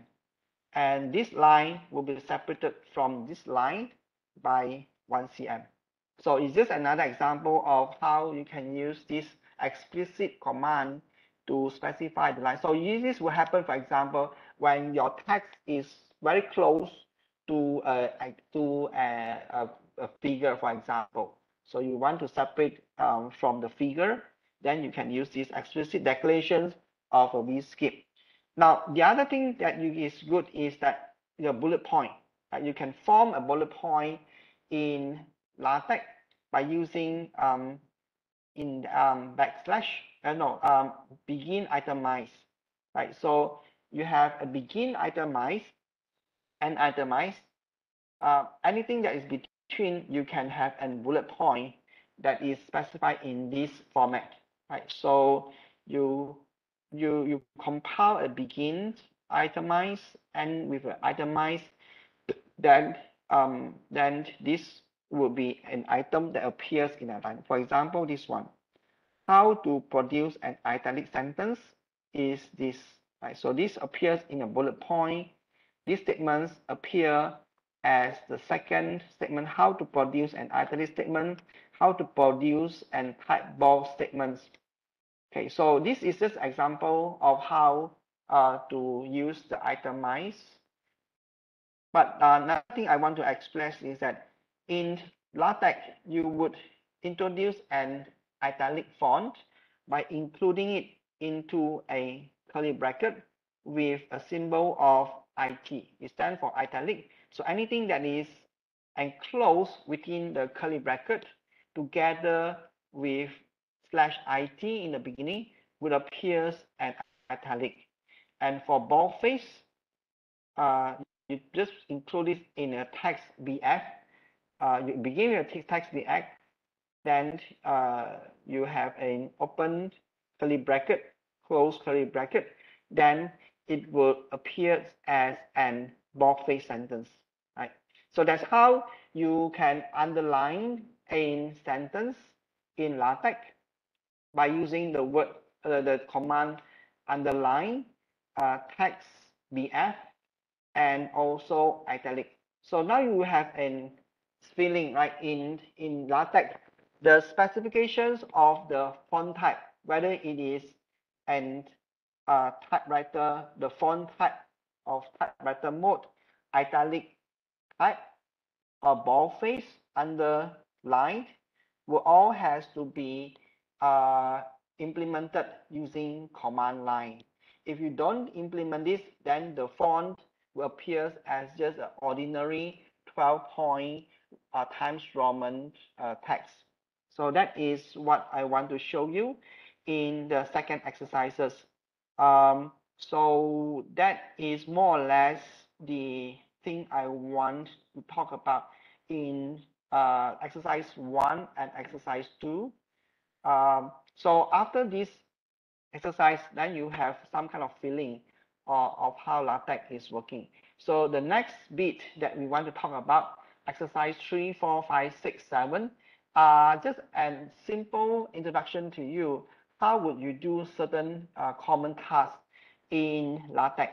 For example, in exercise 3, which we're going to talk about in a minute, maybe later part of the workshop, is an exercise of saying how you would do symbolic referencing. This is also very common in preparing an LaTeX. So when you have a document, you want to do a so-called symbolic reference. For example, title subsection 1 or section introduction. Who is say here, this is a section 1 with the title symbolic referencing. Section 2, how to footnote. Right, so you can create the symbolic referencing. Say this is symbolic referencing number 1. Is section 1. Then this is section 2. So you can you can label the sections with some number. Right. So when I click on these two, it is going to link to the section 2. So you click on this, then your document will go to section 2. So every sections you can associate with it and label. So that label would be very useful later on, either by creating a number that refer to it, or say you have a very lengthy thesis. So you have say introductions, methodology, discussions. So somewhere in your text you want to refer to that particular section.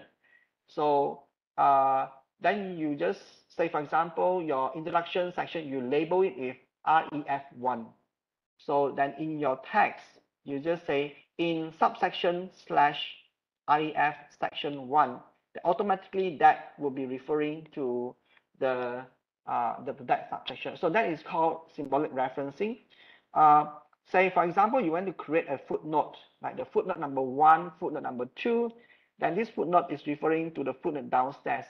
So there is also this symbolic referencing that allows you to refer to a footnote. Now, just want to tell you, the footnote is usually, no, the symbolic referencing would be very useful sometimes, and most of the time, when you have a lot of items in your document that has number. Say you have equations. Equations 1, equation 2, equation 3. Then you have so many equations. So you can also create a label for each of the equations. Then you can refer to that particular equation through the label. And the label is usually created by you, right? So you just name all the equations, every equation that you create in your LaTeX, you label it with a symbol. Then whenever you need to refer to that equation, then you just call out that symbol. So whenever you change the numbering, you wouldn't get the possibility of your numbering get mixed up. Now, it was difficult for me to explain what symbolic referencing without going through the details, but this is what will happen in a document, and we're going to have a very short discussion on how you do the symbolic referencing. Then in this chapter, exercise 4, we are going to do what you call figure, right? You usually have to include figure in your document. It's very easy, right? So include a figure in LaTeX. So you have a figure, you want to include it. How you do that is very simple. You just use a command, but in this case you have to save your figure in the same directory. Then you just refer to this figure, then it will appear in your document. So including the figure is one of the exercise. But you know what's the problem with including figure? Including figure have this problem of when you want your figure to appear in your document, in some articles it is said that you have to have your figure appear in the top, and some say you have to include it in the bottom, and some say you can include it anywhere. As long as you cite the figure, then immediately the figure should appear at that locations. And you can say your figure should appear in an exclusive page at the back by itself. So there are different ways of including the figure. In Word, things get very messy because your figure would run away when you fix it there. Right? So when you edit the files, you add some additional text, then maybe the figure, which is already properly positioned, would be running away from its original positions. It appears, say, for example, in the top of the page, but after some editing, then the figure will become, into the bottom in the page.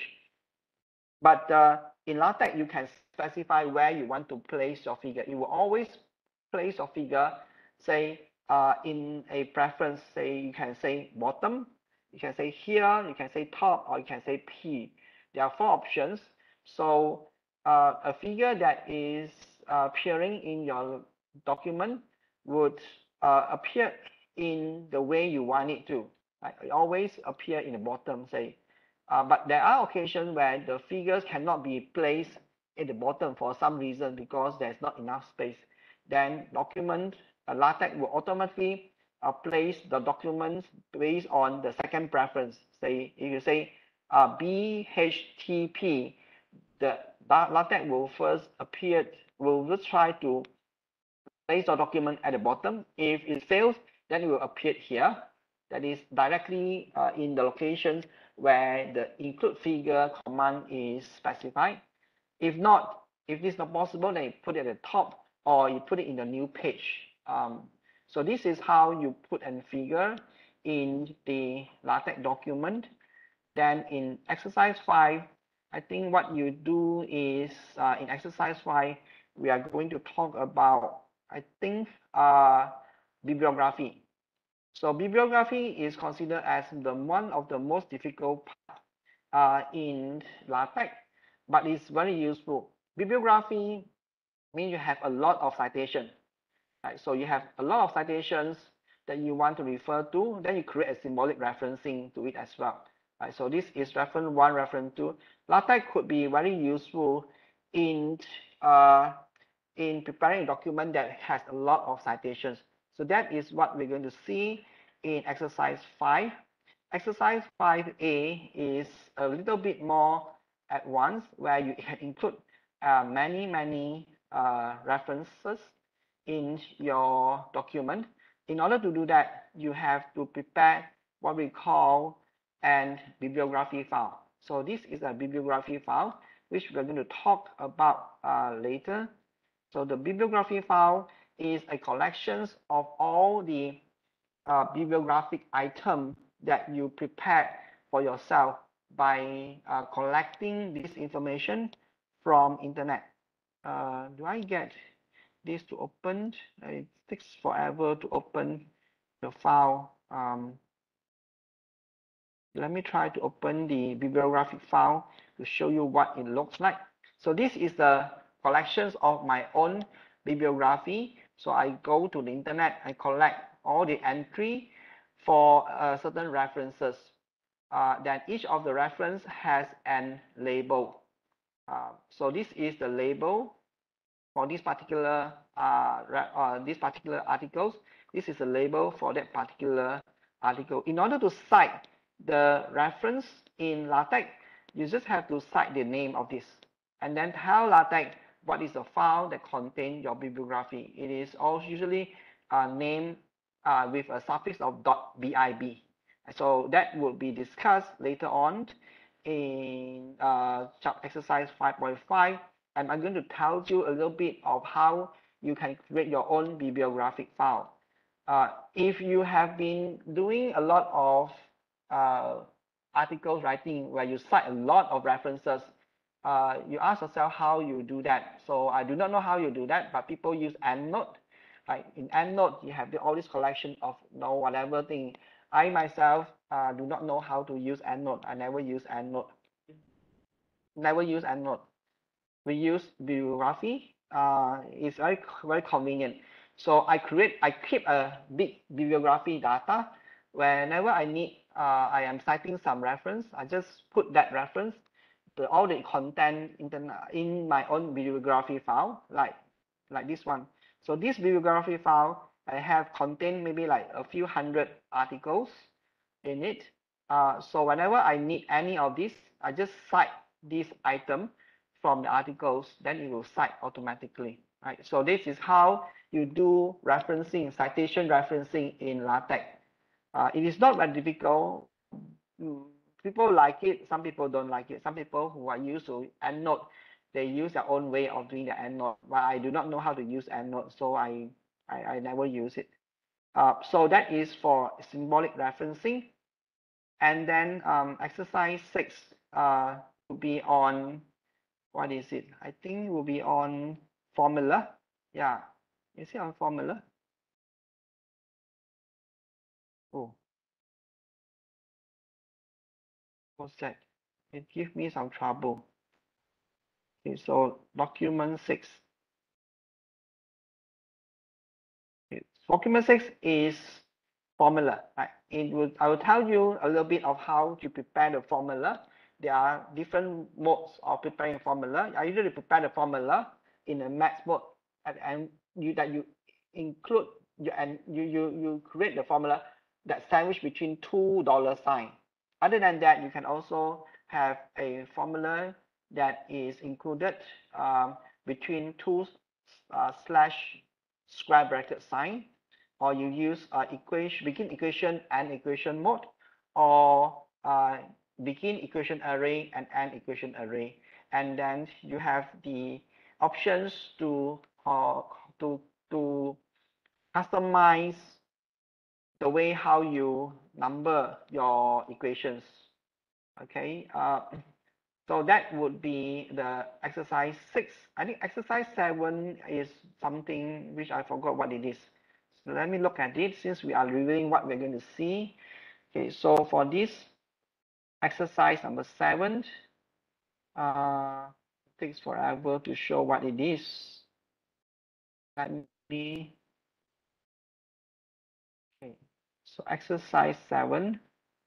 Exercise 7 would be on this, on how you prepare table and matrix. Say in documents, you have to prepare figure, you have to prepare tables, and the table have different type of structure like this kind of tables. How are you going to prepare the tables in LaTeX?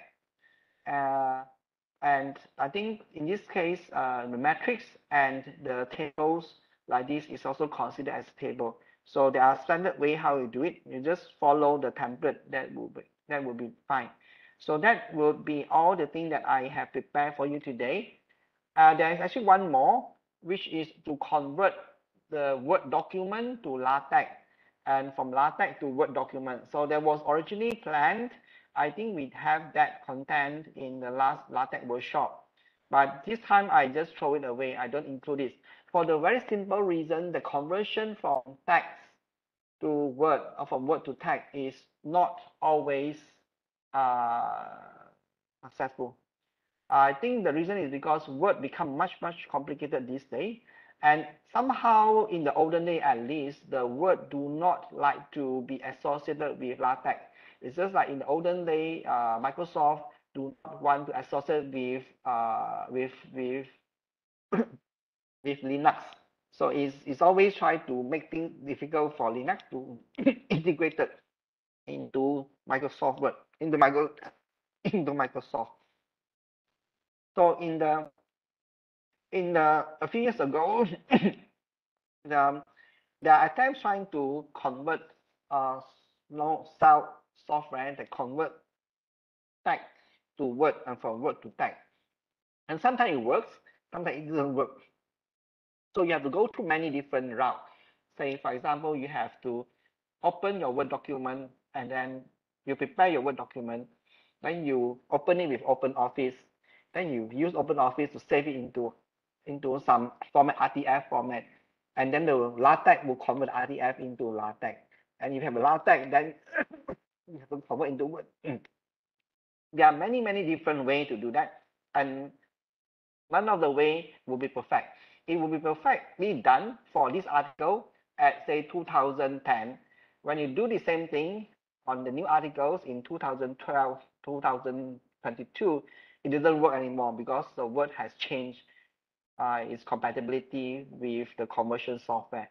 So then I decided maybe we won't do that. Okay, so we take a break. Up to this stage, we would have to continue at 2, but the schedule is from 9:30 to 12 today. Then we would have continue from 2 to 4. Yeah, so we have to stop here for a break. When we come back, then we will go through very fast exercise 3, 4, 5, 6, 7 if it's possible.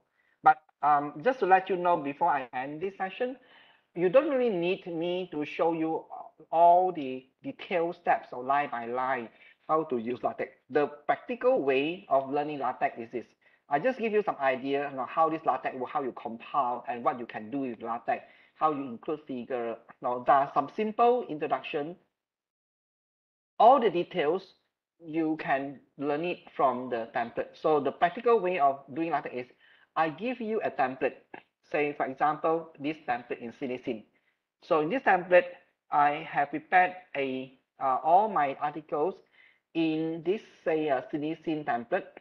Whenever you need to compile your LaTeX document, you just simply use any existing template that people have prepared. You just edit the content. I think that is usually the practice. And then, say, if you have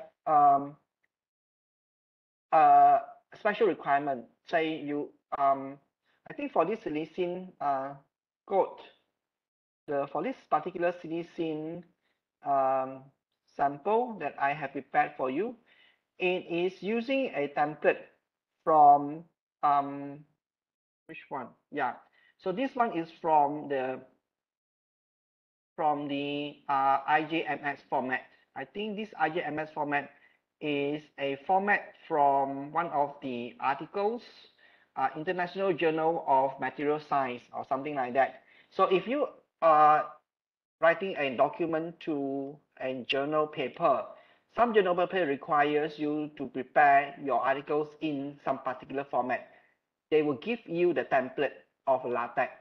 So you just take over the template, edit it, compile it, then you have the article. You don't need to prepare, you always don't need to prepare your LaTeX source code from scratch.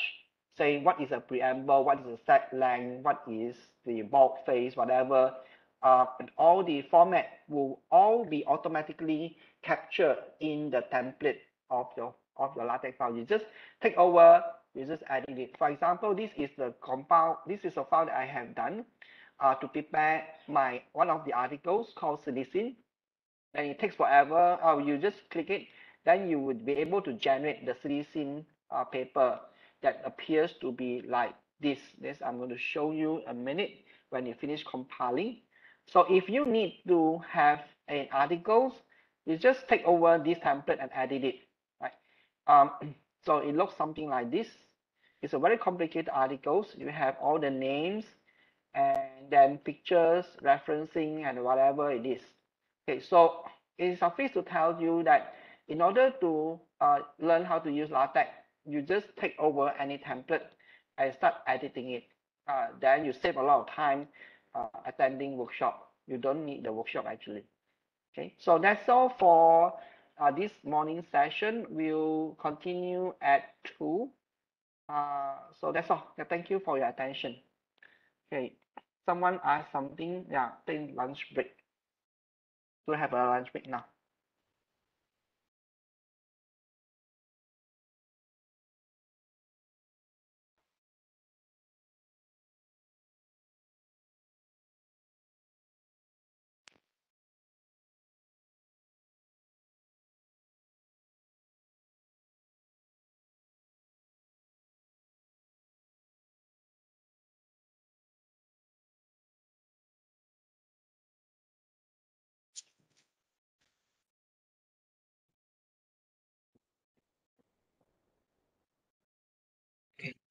Okay, thank you, Dr. Yoon, for his lecture. We will proceed to our lunch break now. So don't forget that we will have a second session at 2 p.m. So please join back the Webex for the participant join virtually before 1:55 p.m. And for participants who attend face-to-face, please come back to the lab at 1:50 p.m. Okay, thank you.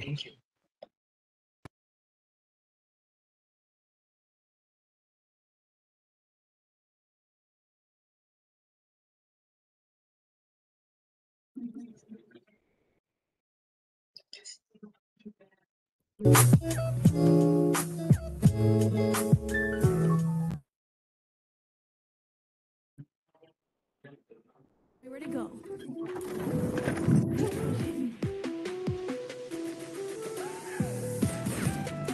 Your fault. This is nothing.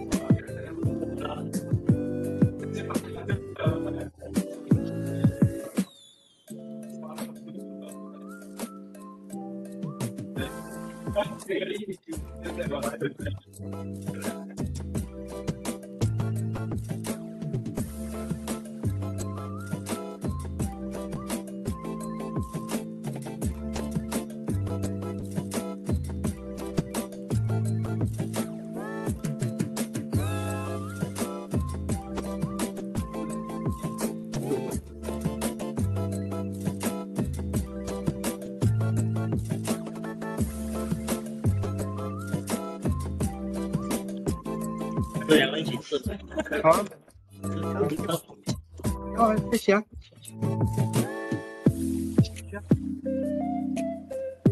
但是我放些东西进来。